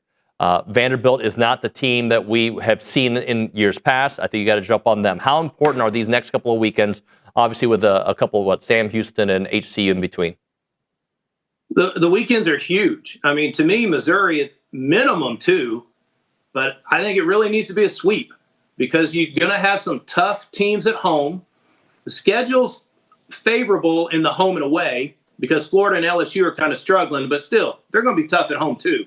So everybody's going to be tough. But at least you get the more, I think the next 4 are all ranked, maybe in the top 10, if I'm not mistaken. And so to be able to get those guys at home in front of the 12th man and stuff is huge. But we got to eat now. I mean, we can't just sit there and go, all right, let's just take, let's get 1 here, let's get 2. Now let's get 3. Now get them 1 at a time. But I'm thinking 3 this weekend, and then the next weekend, who's coming in the next weekend? Vandy. Like you said. I mean, yeah, they're not playing like they normally do, and they could be ripe, to be picked off. And so we just got to put the hammer down and go, man. Does your gut feel like this is a postseason team? My gut? Yeah, I do. Okay. I don't know how far a run. I worry about the depth in the bullpen. You lose a Cade McCoy and a Josh Stewart. You lose those guys, that really kind of cuts into your depth. And now you're counting on a lot of the younger guys that you were high on recruiting, and maybe some guys that didn't get as many innings in the kind of preseason, early season. And so you're relying on some guys. So I'd say depth in the bullpen is my biggest concern, is trying to get the ball to Fresh Corn. As far as at the plate, I mean, the guys are hitting, but it's just that clutch hit we need with 2 outs or runners in scoring position. Because what I would like, if it was me, and they're probably doing it, but I would go back and look at the film of, okay, let's look at your swing with nobody on. Let's look at your swing with a guy on first, and let's look at the guys in runners in scoring position and break your film down like that and see what your approach is and your attitude and your mental state when you're in the batter's box. And get in the guy's mind and say, what are you thinking up there? Because I was a big thinker near the end of my career. I wasn't in college.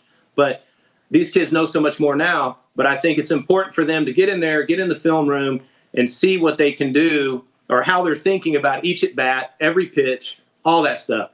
I mean, like, even a Copian, I mean, I don't even think – that guys hadn't been on a heater yet, but I think it's coming. Scott, great stuff, man. Thanks so much for making a few minutes. We'll talk to you soon. Thanks for having me. See you. Scott Livingstone there on the Buppy's Catering and Bartending Hotline. As a reminder, the final segment of the program is brought to you by Double Days. That's at 10:50. But right now, caller number 12, 979-693-1150. We're going to hook you up with your choice of a dozen pepperoni rolls or a large one-topping pizza from Double Dave's. They've been serving Aggie land since 1984 with your favorite pizza and, of course, those world-famous pepperoni rolls. Reliable in-house delivery, bringing piping hot goodness straight to your door. Just click on doubledaves.com and your favorites are on their way.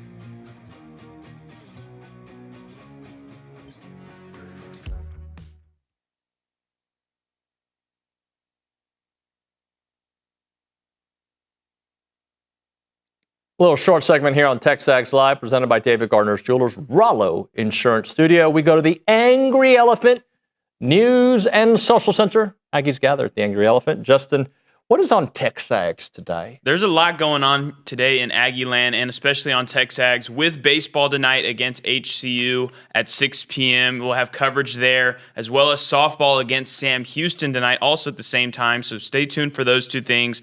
Also, from the past weekend, we got Cade's Ball 5. We get B Team tonight with Richard Zane and Ryan Broninger. And then, as Obi talked about in the first hour, he's going to be at spring practice for football today. So you're going to see snippets from him, sights and sounds, as well as a photo gallery and a presser from spring football. So a lot of stuff today. And it's a reminder to become a TexAgs Premium subscriber. Never a bad time. All right. It's always a good time. Always. As OB says about college football. All right, when we come back on TexAgs Live, Justin Lanham going to give us one final look at the Aggie basketball season. Looking forward to chatting with him. And we'll get to your text messages and phone calls. Bobby Shuttleworth and Marc Burch will be joining us at 10:35. You're listening to the world-famous TexAgs Live.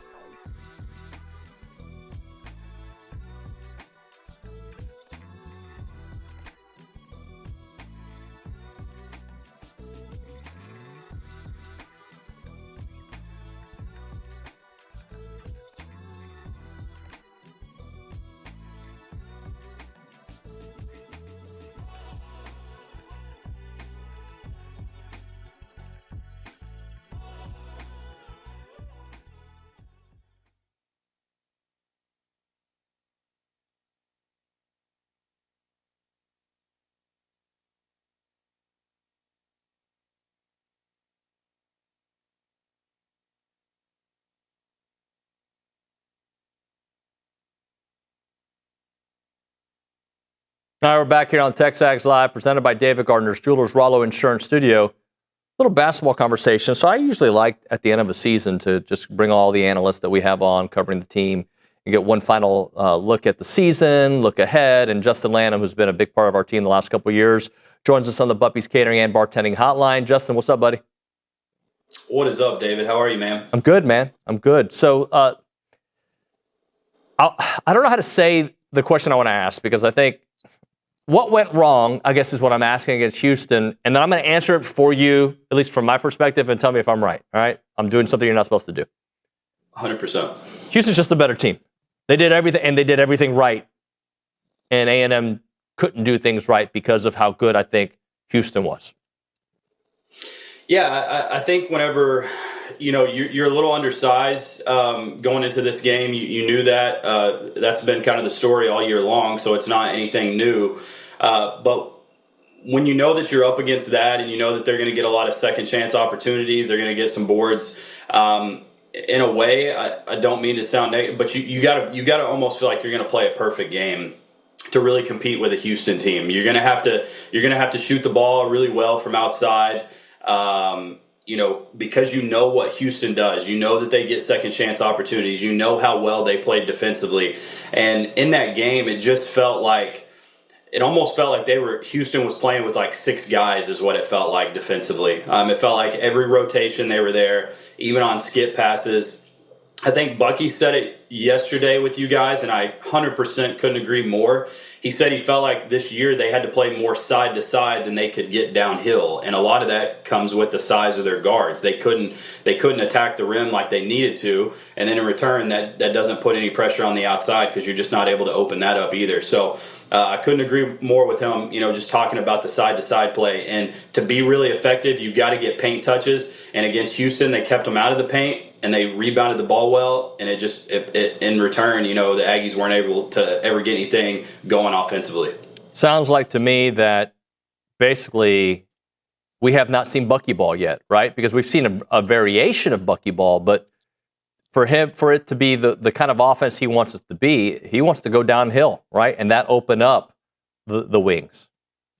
Yeah, absolutely. I mean, he wants to shoot the ball from outside. He said it yesterday. His motto in a lot of teams are free throws first, layups second, and then threes third. And then lastly, if you get a decent look from the mid-range, that's going to be your last, shot that you want to take. So he wants to be aggressive. Obviously, if you're talking about free throws, that means you're aggressive. That means you're attacking the rim. You're making teams foul you. And then obviously getting layups in transition. This team is meant to turn you over and play fast and hopefully break out and get some easy layups. And then in return, you're also going to try to, knock down shots from outside. They have the ability to do that. They had some guys this year that definitely could fill it up from outside. And look, in the Houston game, I can't remember exactly what the kill shot was, but I think it was like 18-0 run or something like that, and that you just can't have that happen, especially against a team like U of H that's so good defensively, because now they're able to sit on that lead. And, I think it got them out of their rhythm too, A&M's rhythm offensively, what they were able to do defensively as far as just I can't speak on it enough of how good they were on rotations, how well they stay in front of the ball. Like, their guards are good offensively, but they're also good defensively. You think about Shed a couple years ago, like that dude's an absolute stud defensively. And they obviously were able to get some other guys in this program, the U of H's program, that could defend as well. I also noticed something he said yesterday that caught my attention because I hadn't thought of it the way he phrased it, but basically the bigger you are, your recovery is less, right? And I forget the exact line to it, but like smaller guys against bigger guys probably get more bumps and bruises, and the toll of the season, is a cumulative effect, right? And the bigger you are and the more fit, I mean, it's not just size, right? But that's a part of it. The easier it is to withstand the multiple games in a week over a full season of an SEC slate. Yeah, and I think that definitely is, you put an exclamation mark on that when you're talking about SEC play, just because of how physical this league is, and we know that, and we know the stature of some of these teams, the Floridas, Alabama, how big they are. I mean, you look at the Alabama-Texas Tech game that just happened this past weekend, like what Alabama was able to do to Texas Tech. I know Texas Tech is missing Toppin, and first-team All-American, but what Alabama was able to do to them physically, because Texas Tech was missing their big. And obviously, like I said, a first-team All-American. So when you have that missing, that's huge. But to go back to your point, 100%, like whenever you have smaller guards, they're getting nicked up a little bit more. They're getting the physicality of the guards that they're having to play against. Usually these guys are 6'3", 6'2", 6'4", bigger guards, a little bit more physical. And so I think for sure, to your point, I think that's going to nick you up, and your recovery is going to be a little bit harder. And then, not to mention, David, like whenever you play as fast in the style of play that Bucky plays, like that, I think that plays a part in it as well. So I think this goes back to what we're talking about, the way they had to play with this roster where it was side to side. But the last 3 games of the year, offensively, they were not at their best. Even in the St. Mary's game, which I thought they played amazingly from a defensive standpoint, and the game kind of played a little bit differently. They scored, it was a 63 in back-to-back games, and against Houston, 50, whatever it was, 50. Okay. Was it 50? No, 57, excuse me. So what do you think went wrong offensively towards the end? And before that, by the way, I know they had the 94-point triple overtime win over LSU. They had the amazing game against Kentucky. But other games before that, the offense started trending in a more of the 70s as opposed to what they had done all season long, which was mid-80s. Yeah, I want to point towards the U of H game with Aggie. He wasn't able to get going. Yeah. And I think that a lot of times gets their offense going, right? Because he is a physical presence down low against some teams. He had really good games this year, but against U of H, he wasn't able to have that output offensively.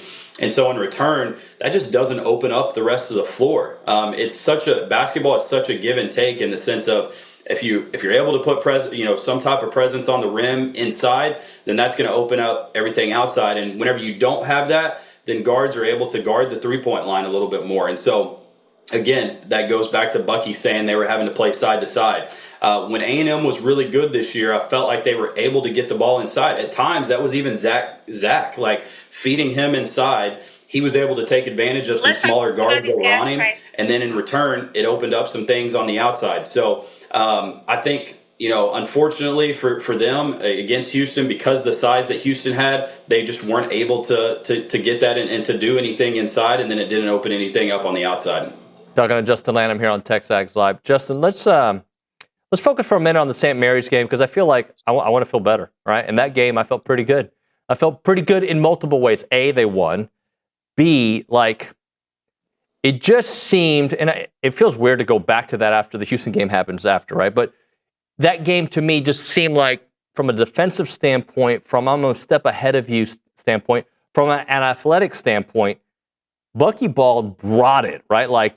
St. Mary's just, to me, looked like maybe the way A&M looked against Houston. It was just it almost was like 2 different sports going on. And I know the score was a little bit closer, but A&M, to me, 90% of that game was the significantly better team.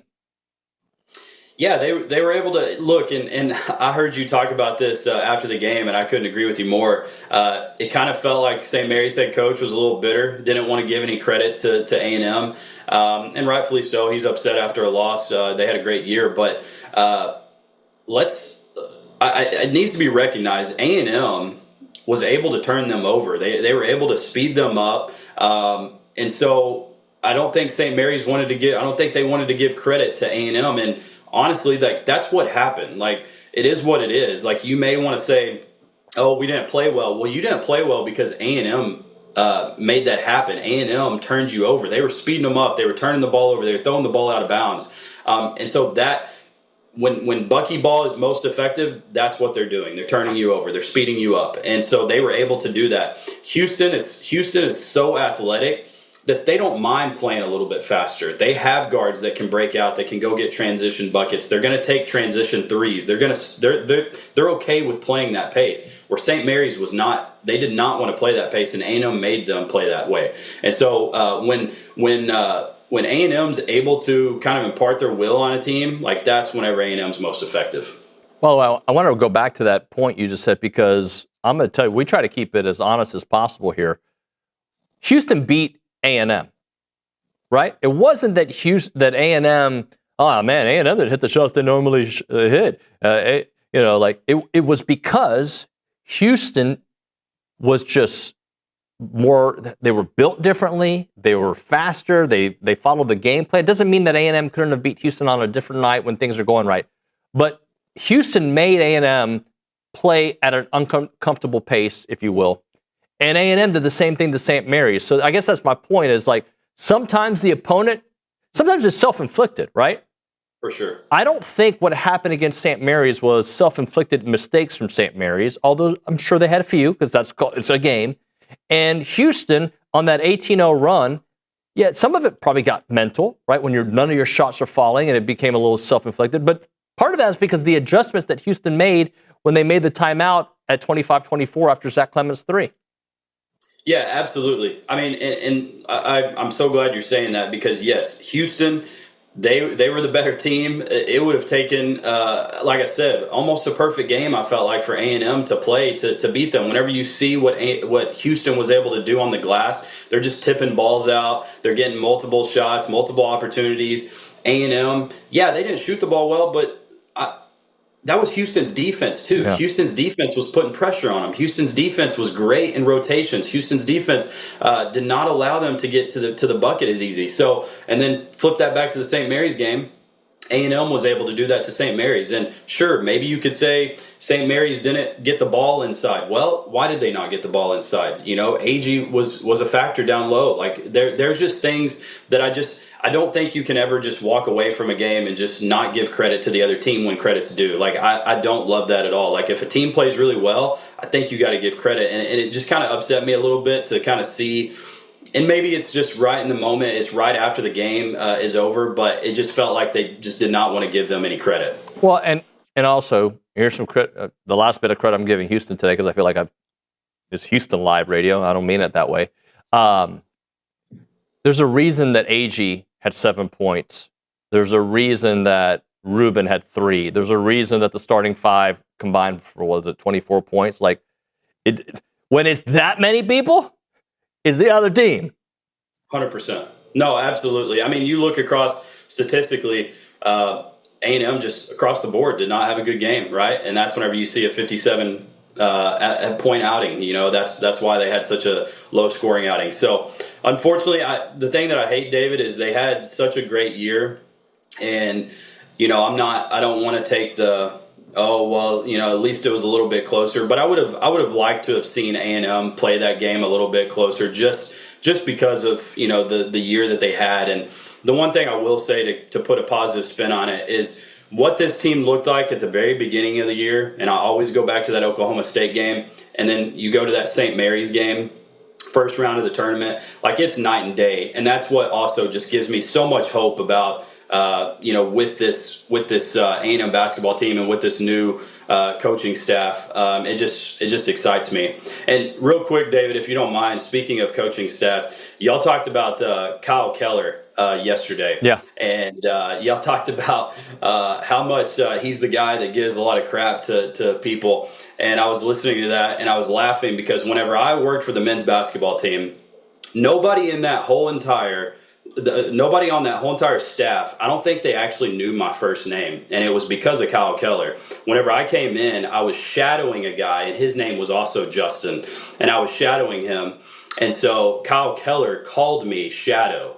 And so for the whole entire time that I was with the staff for 2 years, they called me Shadow. And again, for a long time, I didn't think anybody actually knew my name. It was just Shadow. It wasn't Justin. It was always Shadow. So even whenever I'm still talking to Keller, even whenever I'm still talking to some of the other guys, Billy Kennedy, some of those guys, they still refer to me as Shadow. So I think it's pretty funny. I actually spoke with Darby about you right before the St. Mary's game. We had a nice little conversation. He spoke very highly about your time at A&M and also on your contributions on this show. Let's close out with some individual player chit chat, and then, you know, maybe look ahead at what next year could look like. Rashawn Aggie, I've talked about him a lot today.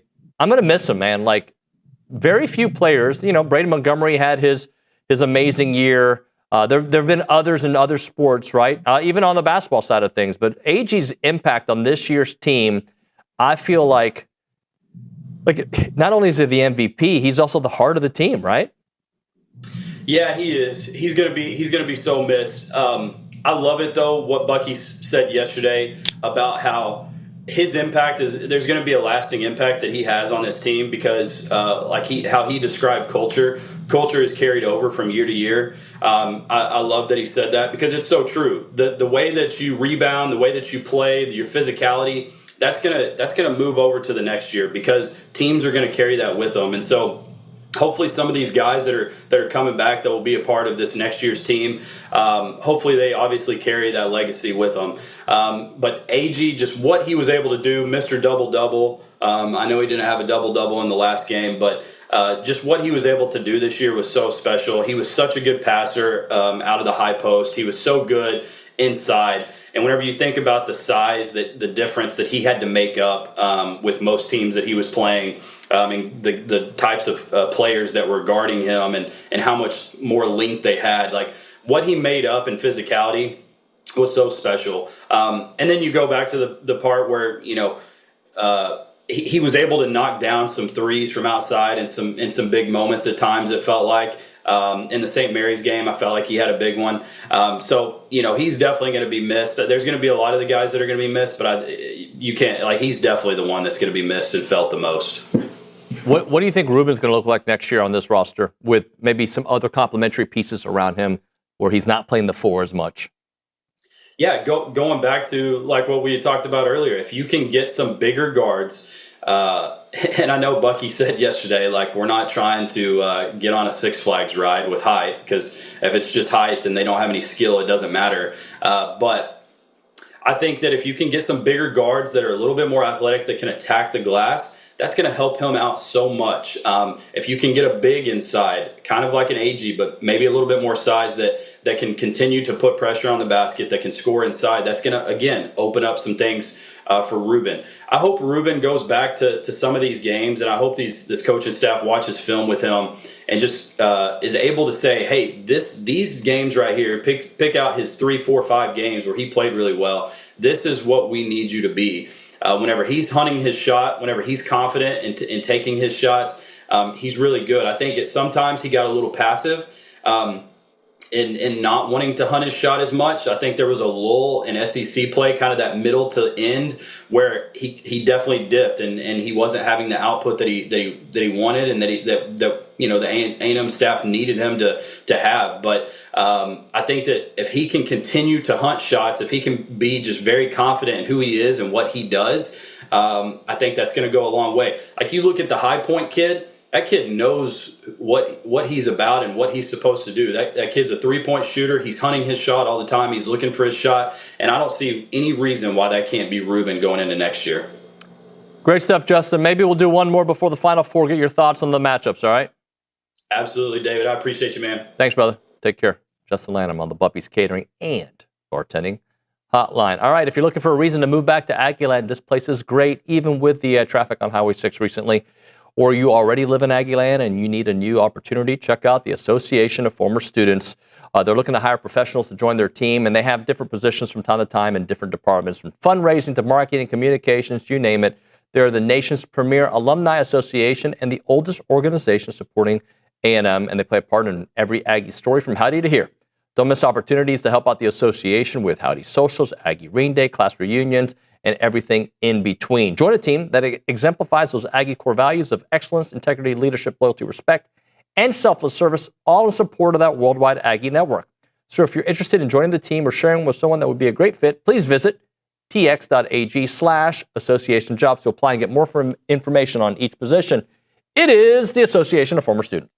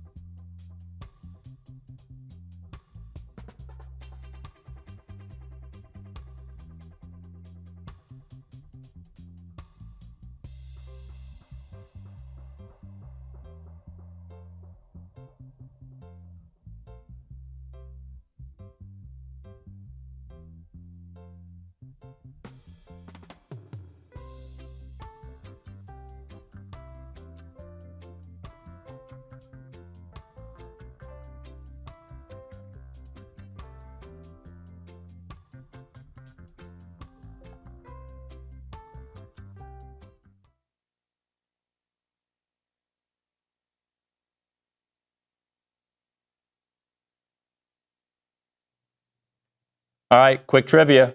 Who's this? Well, we're not going to hear it because it's the instrumental. Who raps on this song? Biggie Smalls. Biggie Smalls? What's his real name? Nick knows. Pass. I should know because you've said it before, but I can't think of it. Christopher Wallace. Actually, Right, Yep. right. When did he die? March 9th. Oh, recently. Well, not this year. I know, not this year. Many years I know, ago. not this year. I shouldn't be laughing at the guy's death. He was murdered. It's TexAgs Live. We are presented by David Gardner's Jewelers. We're in the Rollo Insurance Studio. I'm going to read this from our good friend on the YouTube page, CV Callahan. I disagree, but I'm up for discussion, CV. This upcoming season is like a total personnel rebuild, but Elko isn't calling it a rebuild because we have a returning starting quarterback. LOL. Well, CV Callahan, I hope not. It goes back to my original point. Look, it might be like rebuilding an offensive line, rebuilding a defensive line. We're going to go to Georgia. We're going to Alabama. We're going to all these places. All right. We're not actually going to Georgia. But what was the point I made earlier about the other programs that get the benefit of the doubt when they're also rebuilding? Now, this year, a couple of those programs have returning quarterbacks. So does A&M. But my point was, and I asked you and I'm answering for you. You tell me what my point was. Your point was that those good programs are able to rinse and repeat each and every season despite losses. No, that wasn't my point. Oh. It was close to my point, but not my point. Nick, do you know what my point was? He doesn't want to answer. He's too busy. My point was they get the benefit of the doubt right now on the rebuilds. They get, well, it's Oregon. Every year they get this guy. And it didn't matter who the name on the jersey. It's the name of the program. A&M's not there yet. I totally recognize that. But I believe in the man. And because I believe in the man, I think that's the direction we're going. So a couple things can happen this year. They could potentially take a step in the right direction, which would be back-to-back 10-plus win seasons, hopefully a playoff, if not 9 wins in the mix, right? And then I think people will start saying, oh, yeah. A&M's not just a one every couple of years team. They are here for the long haul. And that's what they're trying to build. Back to Andrew Monaco's point. If Elko's trying to get 10 guys in the NFL every year, double digits, you should be in that mix every year, right? The other part is you go 8-4, and 2 things are going to happen. Same old A&M. That'll be one thing they'll say. They'll also say 8-4, but it was a total rebuild, right? Like back to CV Callahan's point. They got a brand new offensive line. It took 8 games to get going, but they're going. I don't want to bring up Texas here, but if it's going to be a step in the back, right? If it's going to be if it's not a playoff year, it better look like the way Texas's season looked at the end of the year, like the presentation of it.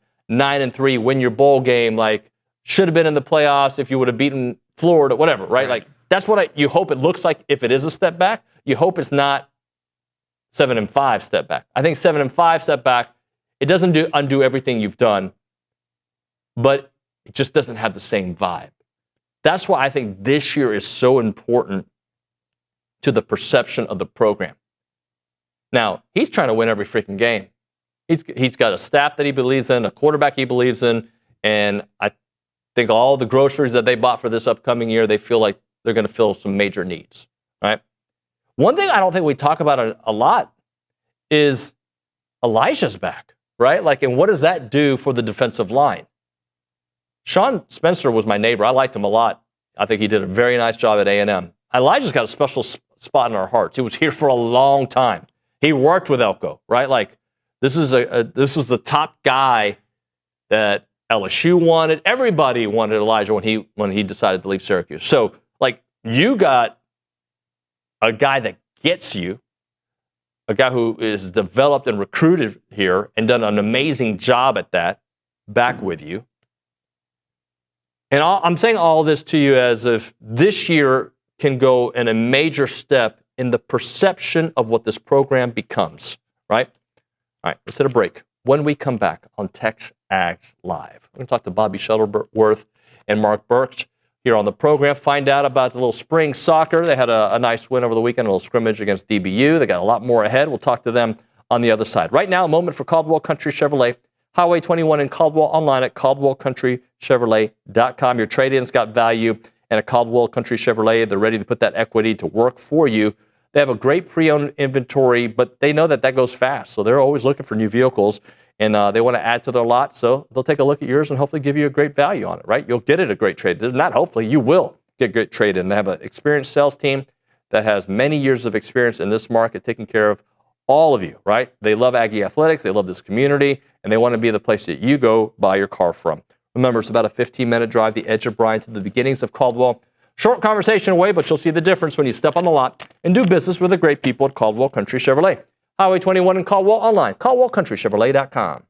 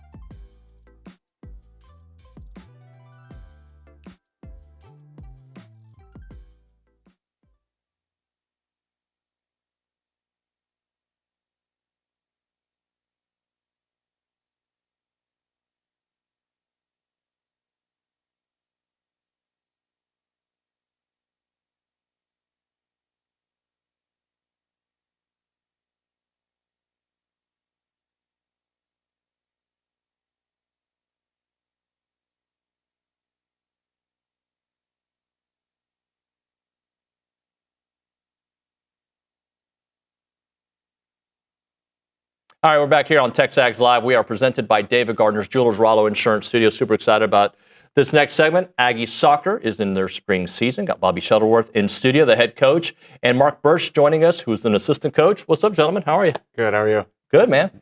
So I guess first off, Marc, I don't know much other than what we have a mutual friend, Bobby Boswell. What brought you to A&M? What's the reason you came here? Bobby. Yeah. We the other Bobby. Yeah, this Bobby. We had thought about it for a while, about just one day he's going to find a place, and if I was available, he was going to ask me, and when he called, I was up for it. Yeah? Yeah. How nice has the staff been for you so far in this beginning stage? It's been great. Staff's been doing really well, working hard, and we've been progressing, and just keep trying to put things in place and keep moving forward.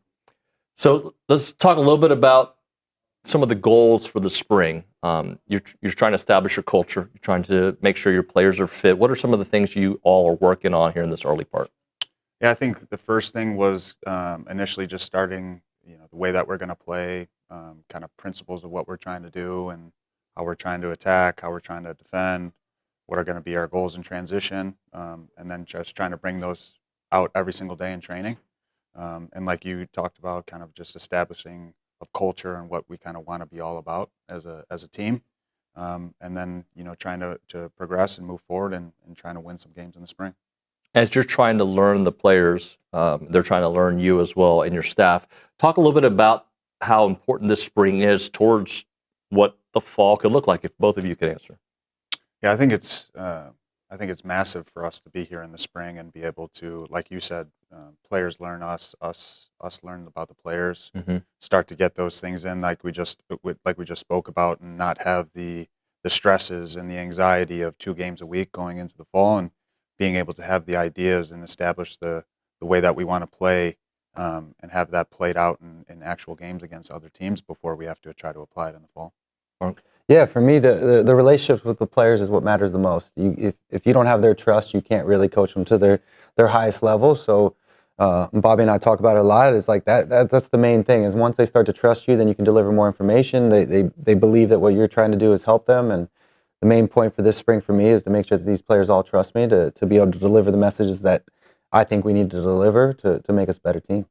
This might be a dumb question, so I'm sorry for asking, but how important are results in the spring compared to maybe experimenting and seeing where certain players are at? Yeah, I think obviously results always matter, right? Like we want to win games. I think winning it's a habit, and something that you got to learn how to do it. So obviously results always matter, but I think learning the way that we're trying to play and us learning about the players and giving every player an opportunity to showcase what they're all about in front of our new staff is also, in the front of our brains as we're tackling these games. Have you noticed players having a new sense of urgency because new staff, new season, new opportunities? Yeah, I mean, obviously I don't know what it was like before we came in, but everything that we're getting back and feedback we're getting back from the players is that they're enjoying the way that we're going about things, and there's a good intensity in our training every single day, which I think tells you a lot about the players and their response. And if we're able to, have positive intensity in our training every single day, we feel like we're going to be able to get better. Talk to us a little bit about the style of play. Like when we watch buckyball, we see a certain style. Jamie Morrison in volleyball, there's a certain style. If you were to describe what you want this team to look like on the pitch, what will it look like? Energy, intensity. We want to make teams super uncomfortable, both in attack and in defense. We want to press. We want to win the ball high. We want to create chances. So we're hoping dynamic and in your face, and we want teams to come here and dread coming back. Talk a little bit about your role in helping shape the identity of the program. Yeah, I mean, I'm coming in trying to work on the defense as much as possible. It's what I've known and loved, and I really take pride in how the defense works. For me, keeping the ball out of our half is what I want. I'd love for us to be pressing, winning the ball up front, and us being comfortable on the ball to keep the ball on their side of the field as much as possible. And when we need to dig in and play defense, it's about intensity, connecting with players, making sure we're clearing balls, making sure we're getting together all the time. Because what I've noticed is if we get spread out, there's opportunities for other teams to score. But if we can get tight together and we're working together as a team, there's not many people that are going to be able to break us down. So it's something that every player is going to have their own individual way that they've played before. But as we're doing this together, it's more about the team collective and communication and being on the same page than people just being good individually as defenders. It's better as a team and as a unit. It starts at the front, comes all the way to the back, goalkeeper, everybody's included. Is there like a physical makeup you're looking to have at some point? Like obviously you have your roster now, you've added some pieces, but like is there a way you think an SEC soccer team, an elite soccer team needs to look at this level? I mean, I think if you look at the SEC in general, very athletic conference. So I think we need to be an athletic team. We need to be dynamic, both in attack and in defense. But then, like Marc talked about, I think the biggest thing for us and what we've been, preaching to our players is we got to do everything together. Got to keep our lines tight. Got to be on the same page. Got to be organized. That starts from us as coaches having a plan, being very clear in roles and responsibilities of each individual player. But then, as a collective, staying close to one another, both in attack and in defense, to be able to support one another. I don't know what you can share about the roster, like what some of the players that you've added, and I don't even know if they're on campus yet. I know there's a couple that signed recently. Just talk to me a little bit about some of the personalities you've already gotten to experience and some of the players. Yeah, I think overall our team, getting to know these kids in a short period of time, amazing individuals, amazing kids, and they want to work hard, and they want to be good. So it's a great foundation to start with. I think we've added a couple of good players. We've added a Icelandic youth international. We've added a player who's originally from Denver, Colorado, who lives in Australia right now, who's been playing first division in Australia. So those are two players that we've added recently, and obviously we're going to continue to try to improve our team as much as possible and get ourselves prepared for the fall. And they'll probably come in like July-ish, is right? July when we start for preseason. Yeah. Yep. So let's go back to the Dallas Baptist game here just a couple days ago. What did you like? What did you not like? Give me some thoughts. I think it was a good first step. I think we saw a lot of the things that we've been really trying to consistently work on in training play out pretty well. But I think there's obviously a lot of things that we need to continue to work on. And I think we need to get more fit as a team as well, and the way that we're going to want to play and get in the opposition's face and be intense. Fitness is going to play an important role in that. So I think we had long spells of having some really good possession as well. But always things we got to clean up and get better at. I'll come back to the fit here in a second. Marc, defensively, a clean sheet. Obviously, you love that. What did you see defensively? Yeah, I mean, every game's going to present different challenges. And we did some video yesterday on defense, and a shutout, 2 shots on target. Not much going on, but we had, I think, 28 clips of things that we can do better. It's all about just raising your level every single time you're watching video, you're stepping on the field, and if there's things to improve on, we want to talk about those all the time. It's not just good job, pat on the back, and we move on. It's about making little adjustments all the time because we don't know who we're going to face and the level, and different players are going to be able to come off with different things. But if we can improve all these little things all the time, that's what we want to do. But I think as a unit, there's players in our back line that are really taking on concepts that we're trying to talk about, and as we do those things, we progress every single day. Bobby, I want to go back to fit for a moment because I think people recognize that, we want to be fit and there's work to it, but isn't there like a process to get you at a certain level of fitness come September, when the season starts going? And it's not just about doing the beep test. There's a progression to it, correct? Yeah, and I think there's a difference between running fit and being soccer fit, and we'll start with the beep test, and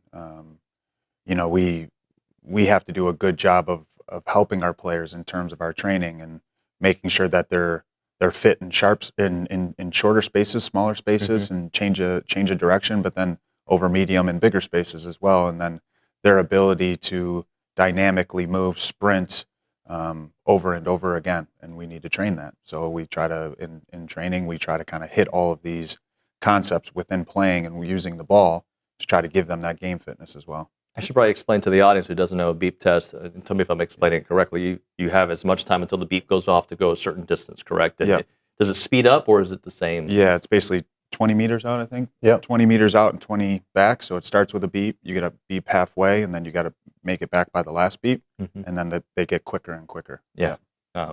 And I guess last thing for you, talk to me about what's ahead here in the spring. You're on the road coming up? We play Texas Tech in Dallas on Saturday, so that'll be a really good test for us. Obviously, they had a very, very good season last year and have been good side for a long time. So I think they'll present a lot of problems for us, but obviously, we had the game against Dallas Baptist and able to, coach our team and some things to work on. So we're excited about that opportunity. Awesome. Gentlemen, thank you so much for coming in. Appreciate you. Thank you. Thank you. All right, we'll hit a break. We'll come back with one final segment here on TexAgs Live, presented by David Gardner's Jewelers.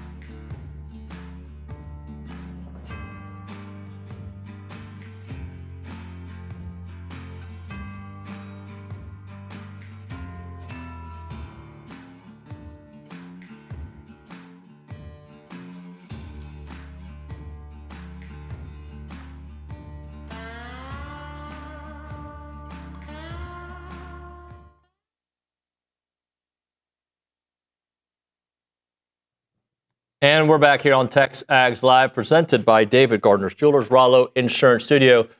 Before we continue on, in 1913, Guarantee Bank and Trust was established. They're fantastic, over a century of experience serving Texans. They are one of the most respected community banks. They are the most respected community bank. You've got locations all around the great state of Texas, but 3 in Bryan-College Station. They are your community bank. And they're going to grow strong for this community, and they're going to grow strong for you and make sure that you get the banking solution that you need. They support many different avenues: financial education, home ownership, local business, nonprofit efforts, and every decision is helped by communities growing stronger together. That's what they do.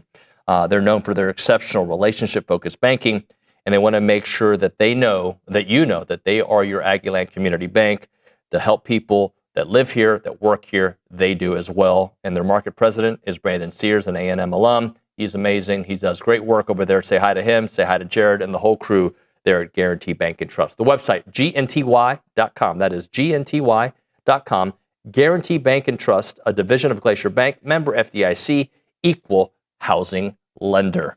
All right, we go to the Angry Elephant News and Social Center. Justin, So Nick was telling me the test that I was talking about was, what do you call it, Nick? It's called at least when I was in school, it was called the Fitness Gram Pacer Test. Okay. So you walked in here and told me that, like, yeah, I've done that. I'm telling you, it's different what they're doing at Aggie soccer. Oh, I'm sure. It's so much faster. It's on a whole other level, yeah. So this is what they made all the kids do, like everybody? Yeah, I don't remember when they stopped making us do it, but it probably was in middle school or something. Something tells me, Nick, you were actually really good at it. I was really good at it, yeah. Justin? I don't know. Were you? It was, you know what? I was more of the stamina guy, so I would make it just in time, but I wouldn't be like the guy in first place. Maybe that's Nick's job, but As you know, Nick, as I think of these things as they happen, I think there's a real good social media opportunity. TexAgs Fitness Pacer Test. And everybody has to do it, okay? Billy, he won't. Olin, he would. Richard. Do we want Olin to do it, though? Yeah, we do. We want Olin to live a long time. Yes. Will there be medics on site? Well, maybe we should have that. Maybe we should get him ready for it. But I think we should do it. Do you think people would watch that video? The fun part about it is the no preparation. Okay, let's do it right now. Because I know you'll want 7 months to train for this. I'll do it right now. Okay. In my pants. better than not in pants. No, I'm wearing like dress pants. Like I'm not gonna. I don't need shorts. I go who was it yesterday? Haley Dorsey asked me for my event on Thursday if I was ready. I go, I stay ready. Like I'm ready for this. But that was more about you guys. I want to laugh at your expense, not at mine. I walked in and you were like 3 minutes deep into a spiel about how ready you were. I am ready. I'm actually not as ready as I should be, but we're not going to talk about. You've never been like I know it's not technically CrossFit, not but this stuff's guy. like not my thing. Very similar to CrossFit. It's CrossFit adjacent. It is, and I don't know if I'm going to do many of these. Like I did it. Elizabeth brought it up. Hey, we should do it. Okay. Oh, you're doing it with Elizabeth? She's not my partner, but she's doing it. Yeah. Oh, okay. Yeah. It's not. I don't like. We just lost the entire audience. They had fun when I was making Olin run. 3 minutes left. Yeah. But for those, do you even know what High Rocks is? No. Okay. High Rocks is a 5-mile run broken into 8 intervals with like events afterwards. But some of these intervals, you can't just do, like what I loved about triathlon training, I could do it anywhere. I can get on a bike. Who can't get on a bike? Get on a stationary bike if you had to. You know, in College Station, it's been harder to swim, but when I lived in Houston, like LA Fitness had a pool. I could go swim all the time indoors, even if it was cold. Easy. Lifting weights, easy. Running, just, it's 9 o'clock at night. Honey, I'm going to go for a run. I don't have a wall ball, right? I'm not going to do burpees in my living room. Like, I mean, I could. Weighted lunges. I don't have like they call it a little sack. You don't have a sack? No, you know what I mean. Like, what do they call it? Like it's a weighted sack. Sandbag. Sandbag, thank you. Oh, yeah. Yeah, that's way better. Way better word to use. Anyway, like I don't have these things, right? Like, so it's been kind of hard to train. Oh, there's a thing called a ski erg. Does anybody know what a ski erg? Nick does. I think there's like 2 ski ergs in College Station. I've never done a ski erg. I'm going to have to do 1,000 meters on Thursday of ski erging, if that's even a term. Ski erging. Ski erg is like, you're just doing it. I'm sure they're going to make a little video out of this. That's exactly how you do it. Yeah. The YMCA. Anyway, I'm going to do ski erging. I've never done one before. I haven't. So, anyway, as we lost everybody in the final minutes of the show, if you're still listening, please let me know. If you've changed the station, also please let me know. You had a final thought you wanted to get to, or something you wanted to get to finish the show? I guess I can run through something. Okay, thanks for your eagerness to help out the show. I mean, always. Thank you. Appreciate it. Yeah, I guess I can help out the show that I'm, paid to do. Sure. Yeah, no, there is one last little discussion here on the text line from Kurtzy. I don't know, saying, because we were talking about football a good amount today and talking about, I guess overall for A&M sports, that we miss out on the big moment. We have a big moment problem, that we do not hit the highs and win those games that maybe we want to the most, those rivalry games, those playoff games. What would you say that A&M doesn't hit those big moments? They're not the 85 Bears. They did not go undefeated. Who said this? Kurtzy? Real Kurtzy. Real Kurtzy. I'm going to keep it real with Kurtzy. I don't know why I smiled. It wasn't that funny. I think Notre Dame was a big deal. Yeah. I think it was a big deal. That's where my mind went. Okay. I think winning in Baton Rouge for the first time since the Kennedy assassination, okay, I know they did it one time after that. Anyway, that's a big deal. In Baton Rouge, okay? I think beating a top 10 Missouri team 2 years prior, and the way you did, you kicked that butt. Now, you may not think of Missouri in the same, but okay, I agree. We got to win these rivalry games. Yes, agree. I think Miami was just better. I just think they were better. I mean, you went toe-to-toe with Miami, and yes, it was not a good offensive performance. What's that? They made a national championship, so they're... No, but I mean, physically, they looked like a bigger, stronger team. They just did. So, I don't know. I'm not there with them, right? Because I think they won a couple big games last year and the year prior. In the Elko era, I think they've won some big games. I want them to win all of them, right? I wish they would have beat Texas, right? I wish we were 12-0 and had a bye and we were, playing in the Cotton Bowl. I wish, right? But we didn't get that. So, but I think they're headed in that direction. That's going to do it for TexAgs Live here on a Tuesday. Tomorrow on the show, it's Wednesday, which means Jason Howell, John Harris, Kendall Rogers, y quién más? Trisha Ford. Kay Nagley. Anybody else? Tom Schuberth. Pat Henry? Did you say Pat Henry? Maybe. Pat Henry. We'll see. It's getting louder, which means that's my cue to shut up. For those three of you still listening, Ski Erg Talk. We'll see you mañana.